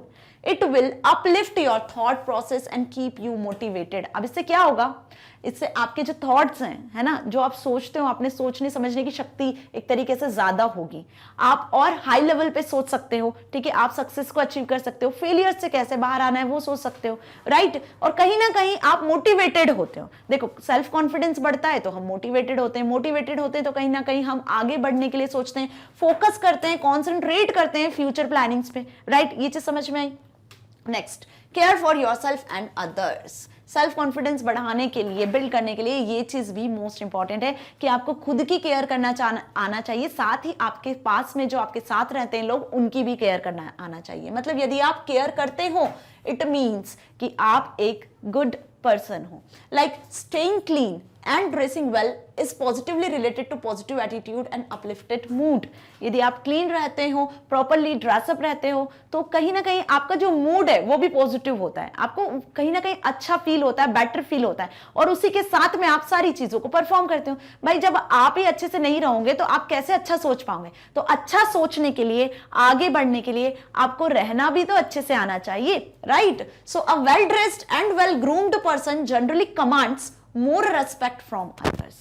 सो यदि आपको किसी दूसरों को रेस्पेक्ट करना है तो उसके लिए आपको वेल ड्रेस्ड, वेल ग्रूम्ड रहना है, ताकि आप कोई अच्छा काम कर सको। Okay, now also nothing make you feel better about yourself than being useful to others. So make meaningful contribution to the society by volunteering for charities that are compatible with your core strength. Clear हुआ अच्छे से ये point भी। Now be prepared. अब यहां तक तो सारे पॉइंट समझ में आ गए। ये बी प्रिपेयर्ड वाला पॉइंट हमने पहले भी डिस्कस किया हुआ है कि हमेशा किसी भी चैलेंजेस को फेस करने के लिए प्रिपेयर्ड रहो। So assess the requirements of a task and work hard to prepare yourself for it. Okay, your confidence will naturally rise if you are good at your job. क्या बताया कि यदि आप अपनी जॉब पर अच्छे से परफॉर्म कर रहे हो तो कहीं ना कहीं आपका कॉन्फिडेंस हाई होता चला जाएगा। और इसी प्रोसेस को तो कह रहे हैं हम कि बिल्डिंग सेल्फ कॉन्फिडेंस। कैसे बिल्ड हो रहा है? क्योंकि कहीं ना कहीं हम ये सारे स्टेप्स को फॉलो कर रहे हैं। यदि ये स्टेप्स आपके अंदर हैं, है ना, इन स्टेप्स को आप फॉलो कर रहे हो तो आप बेटर अचीव करोगे और हैप्पियर रहोगे अपनी लाइफ में, और कहीं ना कहीं आपका कॉन्फिडेंस भी अप होता जाएगा। सो self confidence may seem hard to attain but it is attainable through practice and perseverance. तो सेल्फ कॉन्फिडेंस को अचीव करना थोड़ा सा हार्ड होता है, लेकिन जब आप प्रैक्टिस करते हो, रिपीट करते हो टास्क को, तब आप उसमें मास्टर हो जाते हो। आप कहीं ना कहीं सेल्फ कॉन्फिडेंस को अचीव कर सकते हो। So remind yourself to your qualities and talents and value them. तो जो आपके अंदर क्वालिटीज है, जो टैलेंट्स है, जो एबिलिटी है, उसको आप बार बार रिमाइंड करो कि yes you can do this, you can do this. आप काम को कर सकते हो। कांट वर्ड कभी यूज नहीं करना है कि you can't do this, you can do this. यदि आपके अंदर विश्वास है, एबिलिटी है, then you achieve this. Treat yourself like you would like to be treated by others. जैसे आप खुद को ट्रीट करते हो, बिल्कुल उसी तरीके से आप दूसरों को ट्रीट करो। You will feel notice the difference in people's attitude towards to you. तो आपको जरूर पता चलेगा कि आपका लोगों के प्रति क्या नजरिया है और वो आपके प्रति क्या सोचते हैं। तो हमेशा जैसे आप खुद से प्यार करते हो वैसे आप दूसरों से भी प्यार करो। ओके, यही बेसिकली इस चैप्टर का मोटिव था। तो क्या हमने सारी स्टेप्स देखी? अब आपको अच्छे से समझ में आ गई। यदि ये सारी स्टेप्स में से एक दो स्टेप्स भी आपके अंदर होती है ना, तो कहीं ना कहीं आप अपने सेल्फ कॉन्फिडेंस को बिल्ड कर सकते हो। सो तीन मेन इंपॉर्टेंट चीजें हैं सेल्फ कॉन्फिडेंस को बिल्ड करने की, थ्री मोस्ट इंपॉर्टेंट स्किल्स। कौन सी वो स्किल्स है कि आपको चीजों को सीखना है। यदि आपके अंदर सीखने की ललक है, आप सीख सकते हो हर चीज को, ठीक है, मतलब लर्निंग स्किल यदि आपके अंदर है तो आप उस काम को अच्छे से कर सकते हो। Next is repetition. जब तक आपको कोई चीज नहीं आ रही है, नहीं समझ में आ रही, तो उसको रिपीट करो, उसको प्रैक्टिस करते रहो।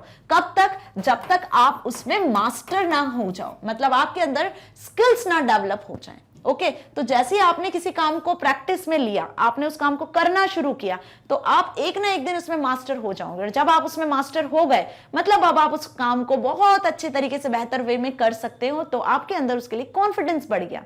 और कॉन्फिडेंस बढ़ा तो फ्यूचर में जो भी अपॉर्चुनिटीज मिलेगी, आप उससे बेहतर करने की कोशिश करोगे और सक्सेस को जरूर अचीव करोगे। सो लास्ट में इस चैप्टर का क्या कंक्लूजन निकलता है? The key to gaining self confidence is to recognise your strength and success and learn from your weakness and mistakes. हमारी जो वीकनेस है, हमारी जो मिस्टेक्स है, उसी से हमें सीखना है, आगे बढ़ना है, सक्सेस को अचीव करना है। This is called basically self confidence. यदि आपने इस चीज को समझ लिया कि अपनी वीकनेस और अपनी मिस्टेक को कैसे काबू करना है और किस तरीके से अपनी स्ट्रेंथ में कन्वर्ट करना है, then you build your self confidence. और ये 3 चीजें हमें उसके लिए ध्यान रखनी है। ओके सो होप आपको ये चैप्टर अच्छे से समझ में राइट। सो चलिए स्टार्ट करते हैं आज की इस वीडियो को with the multiple choice question answers के साथ। Okay, so first is dash prevents a child from developing resilience and coping with stress and failure. अब कुछ ऑप्शंस आपको यहाँ पे दिए हुए हैं। Dash prevents a child from developing resilience and coping with stress and failure. किसी भी चाइल्ड को स्ट्रेस और फेलियर से बचाने के लिए, प्रिवेंट करने के लिए, ठीक है, हम किसका यूज करते हैं? यहाँ पे क्या यूज होता है? अथॉरिटिव पेरेंटिंग यूज होती है, रेगुलर स्कूलिंग यूज होती है, ओवर प्रोटेक्टिव पेरेंटिंग होती है, या प्लेइंग होता है। अब देखो, कोई भी स्टूडेंट स्ट्रेस में होता है या फेलियर में होता है, उससे बाहर निकालने के लिए सबसे पहले जो उसके पास होता है वो होती है उसकी फैमिली, राइट। फैमिली में पेरेंट्स ही होते हैं जो आपको हर मुसीबत में साथ देते हैं, उससे बाहर निकालने की कोशिश करते हैं। सो यहाँ पे किस टाइप की पेरेंटिंग की बात हो रही है? ऑथोरेटिव पेरेंटिंग की, रेगुलर स्कूलिंग की, ओवर प्रोटेक्टिव पेरेंटिंग की, या प्लेइंग की? सो यहाँ पे हमने क्या देखा था चैप्टर में? Over protective parenting prevents a child from developing resilience and coping with stress and failure. Okay, next देखो इसका करेक्ट आंसर overprotective parenting, याद रखना है आपको, है ना। Now dash adversely affect self confidence of a child. Child के self confidence को एडवर्सली क्या अफेक्ट करता है? Over protective parenting, love and care, physical punishment, या बोथ ए एंड सी? तो देखो, जहां पे आप बहुत ज्यादा लव केयर प्रोवाइड करते हो अपने चाइल्ड को, मतलब ओवर प्रोटेक्ट कर रहे हो आप अपने चाइल्ड को, तो वहां पर आपको उसे डांटना भी पड़ता है, उसे पनिशमेंट भी देनी पड़ती।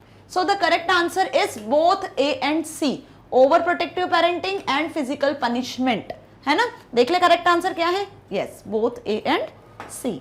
Next is cultural competence comprises an understanding of all aspects of culture that is social, educational and dash।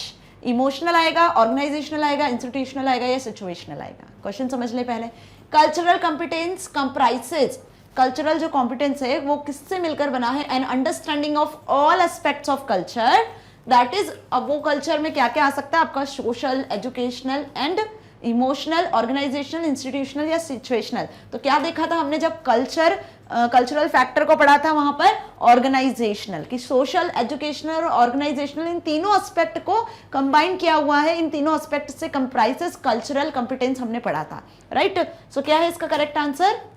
Organisational. मतलब सोशल, एजुकेशनल तो है ही, जब तक आप सारी चीजों को ऑर्गेनाइज्ड वे में नहीं करोगे तब तक कैसे आप एक कल्चर को भी बिलोंग करोगे, राइट। तो हर एक पर्सन अपनी लाइफ में ऑर्गेनाइज्ड वे में होना चाहिए, राइट। मतलब जो भी उसका काम है, जो भी उसने टाइम मैनेज किया है, जो भी काम वो कर रहा है, डेली रूटीन की यदि बात करें या कहीं बिजनेस की बात करें, तो एक ऑर्गेनाइज्ड वे में ही सारे काम होने चाहिए। Okay, now people with self confidence have a dash outlook.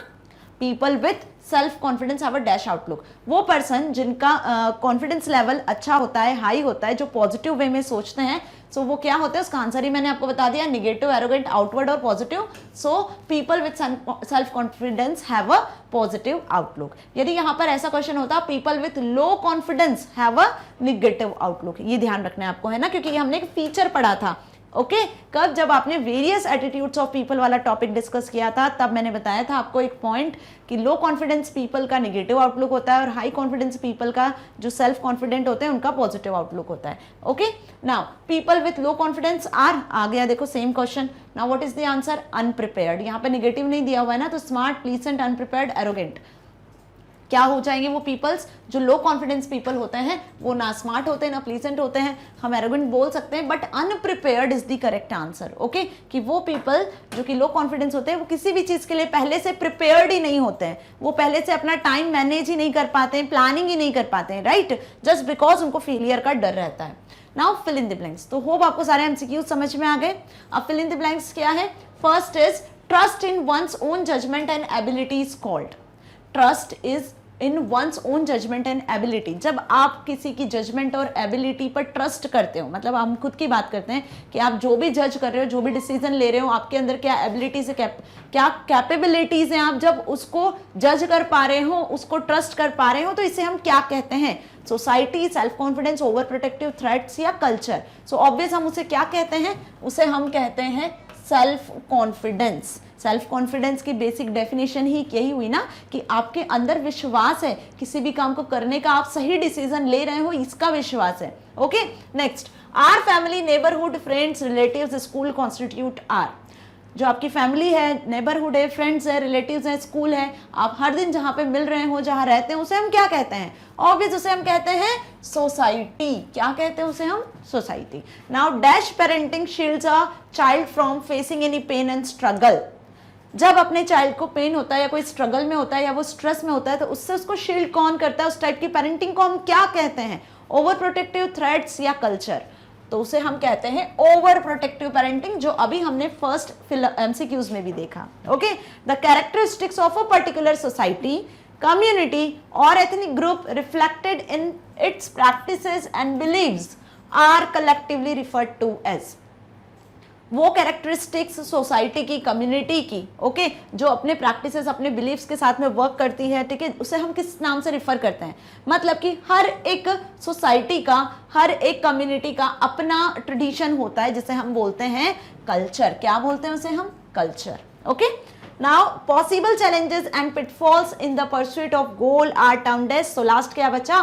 Threat. It means कि वो पॉसिबल चैलेंजेस है ना, या फिर pitfalls in the pursuit of goal are termed as. वो पर्सन जो कि डरते हैं किसी भी काम को करने से, है ना, फेलियर अचीव करने की से डरते हैं, ठीक है, तो इसी को हम क्या बोलते हैं? थ्रेट बोलते हैं, फियर बोलते हैं। बट यहाँ पर वो पॉसिबल चैलेंजेस जो कोई हाई कॉन्फिडेंट पर्सन की भी रास्ते में आते हैं, ठीक है, हो सकता है ना, जरूरी नहीं है कि यदि कोई पर्सन सेल्फ कॉन्फिडेंट है, ठीक है, तो वो कोई प्रॉब्लम फेस नहीं करेगा, वो भी चैलेंजेस को, पिटफॉल्स को फेस करता है, तो उसके लिए भी कहीं ना कहीं थ्रेट्स होते हैं, बट उसे ये पता होता है कि इन प्रॉब्लम से बाहर कैसे निकलना है, इसके क्या सॉल्यूशन है, क्योंकि वो सॉल्यूशन सेंटर्ड होता है।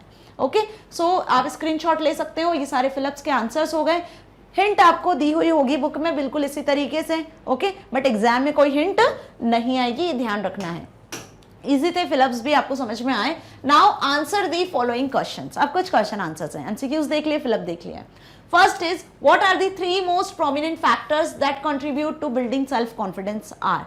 कौन से ऐसे 3 मेन फैक्टर्स हैं जो कि सेल्फ कॉन्फिडेंस को बिल्ड करने में अफेक्ट करते हैं, ठीक है। सो हम यहाँ पर बात करेंगे उन्हीं 3 फैक्टर्स की, जिस पर एक डेडिकेटेड वीडियो मैंने बनाया हुआ है। 3 most prominent factors that contribute to building confidence, self confidence are social factor, cultural factor and physical factor.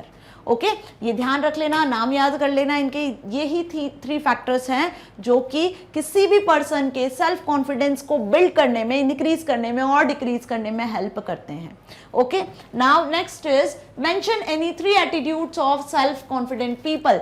Self confident people के 3 एटीट्यूड्स को आपको यहाँ पे बताना है। तो सेल्फ कॉन्फिडेंट पीपल के 3 एटीट्यूड्स हैं, हमने 6 to 7 एटीट्यूड्स देखे थे, उनमें से कोई से भी 3 एटीट्यूड्स आपको यहाँ लिख देने हैं। ओके, कि सेल्फ कॉन्फिडेंट पर्सन क्या होते हैं? हर चीज के लिए प्रिपेयर्ड होते हैं, टाइम को मैनेज करके रखते हैं, उनका जो लुक होता है देखने का, दुनिया को देखने का, वो पॉजिटिव होता है, पॉजिटिव आउटलुक होते हैं, ठीक है। और साथ ही रियलिस्टिक व्यू ऑफ सेल्फ वाला पॉइंट मैंने यहाँ पे लिखा हुआ है कि वो खुद को समझते हैं, उनके अंदर क्या स्ट्रेंथ है, उनकी क्या वीकनेस है, वीकनेस से कैसे कन्वर्ट करना है स्ट्रेंथ को। ओके, ये सारी चीजें वो समझते हैं। So confident people are able to recognise their strengths and accept weakness at the same time. अपनी मिस्टेक को भी एक्सेप्ट करते हैं, उनकी वीकनेस को भी एक्सेप्ट करके चलते हैं। डील विथ मिस्टेक्स, देखो डील विथ मिस्टेक्स में वही वाला पॉइंट आ गया कि यदि सेल्फ कॉन्फिडेंट पर्सन से कोई गलतियां भी हो जाती है तो अपनी गलती को एक्सेप्ट करते हैं और दोबारा उसे नहीं करना है, उसके लिए उन्हें क्या कदम उठाना है वो ये भी जानते हैं। So confident people accept their mistake rather than covering और justify, moreover they are willing to learn from it. वो अपनी मिस्टेक से, अपनी गलतियों से सीखना जानते हैं कि किस तरीके से अपनी गलती से बाहर निकला जा सके। ओके, और मिस्टेक से आगे इस तरीके की कोई मिस्टेक ना हो, इसका वो बेसिकली ध्यान रखते हैं। नाउ फोकस ऑन ग्रोथ, अपनी ग्रोथ पर फोकस करते हैं। In spite of recognising their weakness they choose to focus on the opportunities to grow rather than concentrating on their shortcomings. उन्हें क्या आगे अपॉर्चुनिटीज मिलनी है, न्यू अपॉर्चुनिटीज को कैसे गेन करें, है ना, उस पर उनका फोकस रहता है. जब न्यू अपॉर्चुनिटीज को गेन करेंगे तो ऑब्वियस उनकी ग्रोथ होना है, वो कहीं ना कहीं कॉन्सेंट्रेट कहाँ कर रहे हैं, अपनी ग्रोथ पर कॉन्सेंट्रेट कर रहे हैं. बीच में यदि उन्हें कोई डिफिकल्टीज मिलती है, कोई प्रॉब्लम्स मिलती है, कोई शॉर्टकमिंग्स भी मिलती है, तो उस पर उनका इतना ज्यादा फोकस नहीं होता, क्योंकि उनका मेन गोल क्या होता है, उनका मेन गोल होता है ग्रोथ पर, कंसंट्रेशन पर. Okay, now what is the स्वॉट, हाउ इट इज यूजफुल. स्वॉट क्या होता है, अभी हमने देखा था, स्वॉट एनालिसिस नाम से समझा था. जब बिल्डिंग सेल्फ कॉन्फिडेंस वाला टॉपिक हमने डिस्कस किया था तो उसके लिए हमने एक टेक्निक पढ़ी थी. तो स्वॉट क्या है, वही टेक्निक है ना. स्वॉट stands for strength, weakness, opportunity and threat. Self confidence को बिल्ड करने की एक बहुत अच्छी टेक्निक है, जिसके लिए हम क्या कर सकते हैं, यहाँ पे 4 पॉइंट्स को पढ़ेंगे. Strength, weakness, opportunity and threat. यदि आपके अंदर स्ट्रेंथ है, आप अपनी वीकनेस को स्ट्रेंथ में कन्वर्ट करना जानते हो, आपको ये पता है कि आपकी क्या वीकनेसेस है, आपकी क्या स्ट्रेंथ है, आप किस तरीके से आने वाली अपॉर्चुनिटीज को एक्सेप्ट करते हो और उन नए नए चैलेंजेस को, नए नए थ्रेट्स को किस तरीके से एक्सेप्ट करते हो और उनको कन्वर्ट कर देते हो अपॉर्चुनिटीज में. यदि ये फीचर आपके अंदर है, ये टैलेंट आपके अंदर है, मतलब कि आप इस एनालिसिस को अपनी लाइफ में यूज कर रहे हो और सेल्फ कॉन्फिडेंट बन रहे हो. So it is a technique that helps one two analyse one's own strength and weaknesses. इस टेक्निक से हम अपनी स्ट्रेंथ और वीकनेसेस को समझने की कोशिश करते हैं. ठीक है, it also helps in identifying both the available opportunities and possible threats और चैलेंजेस, कि आपकी लाइफ में आगे क्या अपॉर्चुनिटीज है और किन चैलेंजेस को आपको फेस करना है ना, और आगे ग्रो करना है, किस तरीके से आप अपनी लाइफ पर कॉन्सेंट्रेट कर सकते हो और हैप्पियर और बेटर लाइफ को जी सकते हो, वो इसी एनालिसिस पर बेस्ड है. तो strength, weakness, opportunity and threat is the full form. इसका फुल फॉर्म भी पूछ सकते हैं आपसे 1 वर्ड में एमसीक्यूज फिलअप्स में, तो ध्यान रखना है आपको. Okay, now mention any 3 steps we can take to organise ourself. आप खुद को ऑर्गेनाइज करने के लिए किन 3 स्टेप्स को फॉलो करते हैं, उनका नाम आपको यहाँ लिखना है. So following steps help us to organise ourself. First, prioritising our task. दिन भर में आपके जितने भी काम हैं आप उनको प्रायोरिटाइज करो. मतलब कि आपका यदि कोई टेस्ट है होने वाला है या एग्जाम होने वाली है, तो आपका सबसे पहला प्रायोरिटी का टास्क क्या हो जाने वाला है कि आपको उस सब्जेक्ट की पढ़ाई करना है. सारे काम को आपको अदर साइड रख देना है, फर्स्ट प्रायोरिटी आपको उसको देना है. So prioritising our task. Next, make a schedule और टाइम टेबल. एक शेड्यूल को, एक टाइम टेबल को प्रॉपर फॉलो करना है, प्रॉपर प्लानिंग कर लेनी है कि आपको किस तरीके से हर एक काम को करना है, कितना टाइम उसमें अलॉट करना है, किस टाइम पर किस काम को करना है. ओके, सो एक शेड्यूल, एक टाइम टेबल आपको बना लेना है. Avoid procrastination. प्रोक्रास्टिनेशन को अवॉइड करना है, मतलब कि टाला मटोली वाला काम नहीं करना है. ये आज कर रहा, आज आपको ये काम करना था, आपने कल कर रहे हो, परसों कर रहे हो, है ना. इस तरीके का कोई भी प्रोक्रास्टिनेशन जैसा टास्क नहीं होना चाहिए, अदरवाइज आप अपने गोल को अचीव नहीं कर पाओगे. तो अपने गोल को, सक्सेस को अचीव करना है तो सबसे पहले तो अपने टास्क को प्रायोरिटाइज करो. जो इंपॉर्टेंट टास्क है उसको सबसे पहले करो, शेड्यूल, टाइम टेबल प्रिपेयर करो. ठीक है, और अवॉइड प्रोक्रेस्टिनेशन. हर काम को उसी टाइम करो जो आपने डिसाइड किया है, कभी भी उस टाइम को आप, उस काम को आप अवॉइड मत करो. Next, how does the opportunity part of स्वॉट analysis helps in developing self confidence. अभी हमने क्या देखा, स्वॉट का full form strength, weakness, opportunity and threat. अब इसमें अपॉर्चुनिटी का क्या रोल है, ये अपॉर्चुनिटी कैसे सेल्फ कॉन्फिडेंस को डेवलप करने में हेल्प करती है. So the opportunity part of स्वॉट analysis helps us to recognise projects और challenges that align with our core strength.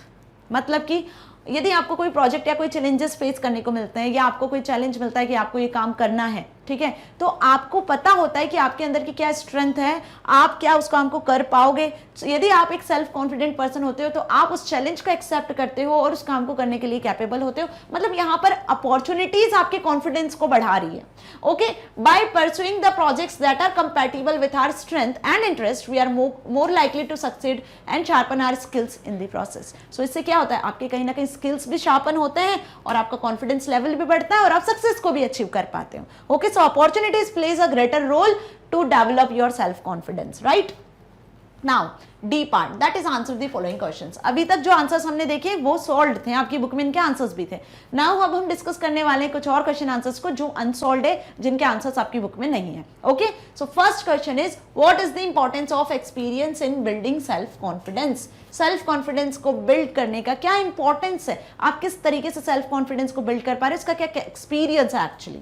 Okay, so the importance of experiencing in building self confidence are first, being more self-assured enables you to be liberated from self-doubt and self-defeating thoughts। आपको खुद के doubt solve करना, खुद से doubt solve करना आना चाहिए। आप कैसे किसी भी टास्क को कंप्लीट कर सकते हो, ठीक है, मतलब आप हर चीज के लिए श्योर कैसे हो, सेल्फ अश्योर्ड कैसे हो, ये कैपेबिलिटी आपके अंदर होनी चाहिए। Okay, living with less anxiety and more boldness. यदि कोई पर्सन सेल्फ कॉन्फिडेंट होता है तो उसके अंदर से एंग्जाइटी कहीं ना कहीं बहुत कम हो जाती है, क्योंकि वो एक शांत स्वभाव का पर्सन हो जाता है, साथ ही वो कॉन्फिडेंट होता है, हर चीज को करने में कैपेबल होता है। देखो सीधी सी बात है, जब आप किसी भी काम को करने के लिए कैपेबल हो तो आपके अंदर गुस्सा या स्ट्रेस जैसी चीजें नहीं आएंगी, right. So living with less anxiety and more boldness, your willingness to take calculated chances and your capacity to step outside of your comfort zone both increase with increased confidence। देखो ये point भी बहुत अच्छा है, मतलब यहाँ पे जो पॉइंट्स मैंने लिखे हैं ना, ये सब आपके रियल लाइफ से कनेक्टेड है। सिंपल सी बात है कि सेल्फ कॉन्फिडेंस किस तरीके से आप अपना इंक्रीज कर रहे हो, यदि आपके अंदर सेल्फ कॉन्फिडेंस होता है तो कैसी लाइफ आपकी होने वाली है, राइट। बस उसी पर बेस्ड आपको पॉइंट्स लिख देना है। मतलब जो भी आपके लो कॉन्फिडेंस वाले पॉइंट्स थे, फीचर्स थे ना, जस्ट उसके अपोजिट वाले सारे पॉइंट्स यहाँ पर मेंशन आपको कर देने, जो वेरियस एटीट्यूड्स वाले टॉपिक में हमने डिस्कस किए थे। सो थिंकिंग पॉजिटिवली, आप पॉजिटिवली सोचते हो, exercising, learning, gaining knowledge and conversing with others, all effective ways to build or increase your self confidence. Obvious, अपने कॉन्फिडेंस को बिल्ड किस तरीके से कर सकते हो, पॉजिटिवली सोच कर, नई नई चीज़ों को सीख कर, एक्सरसाइज कर कर, नॉलेज गेन कर कर। जितना ज़्यादा नॉलेज होगा, जितना ज़्यादा आप चीज़ों को सीखोगे, रिपीट करोगे किसी भी टास्क को, उतना ज़्यादा आप परफेक्ट उसमें हो जाने वाले हो और आपका कॉन्फिडेंस वहीं बढ़ जाता है। Fine, feelings of wellbeing, acceptance of your body and mind and faith in your own capability. सबसे मोस्ट इंपॉर्टेंट पॉइंट देखो यही है कि आप अपनी कैपेबिलिटीज पर विश्वास करते हो, ओके, एबिलिटीज पर विश्वास करते हो, then obvious this is the source of confidence. देखो यही लिखा है ना, then experience are the source of confidence, an attitude of self confidence in your abilities and skills।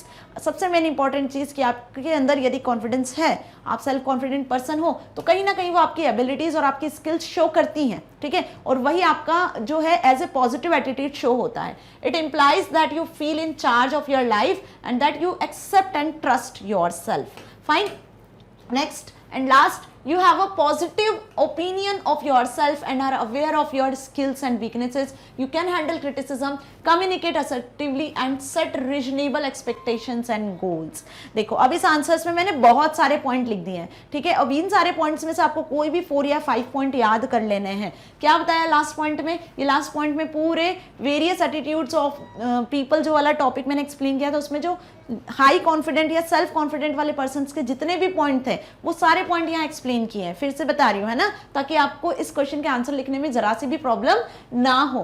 पहली बात तो self confident person positive opinion के साथ वर्क करते हैं, खुद के उनके बिलीफ होते हैं, खुद का ट्रस्ट होता है, खुद के आइडियाज पे वर्क करते हैं, अवेयर होते हैं, उनके अंदर स्किल्स होते हैं, ठीक है, किसी भी क्रिटिसिज्म को, प्रॉब्लम्स को फेस करने से डरते नहीं है, उसको हैंडल करते हैं, सॉल्यूशन सेंटर्ड होते हैं, इजीली कम्युनिकेट कर पाते हैं, पॉजिटिव एटीट्यूड के साथ रहते हैं एंड उनके अंदर जो कंसंट्रेशन होता है, ग्रोथ पर किस तरीके से फोकस करना है, अपने गोल को कैसे अचीव करना है, उसके लिए वो वर्कआउट करते हैं। ओके, सो बेसिकली यही आपको सारे पॉइंट्स मेंशन करके आने हैं इस आंसर में।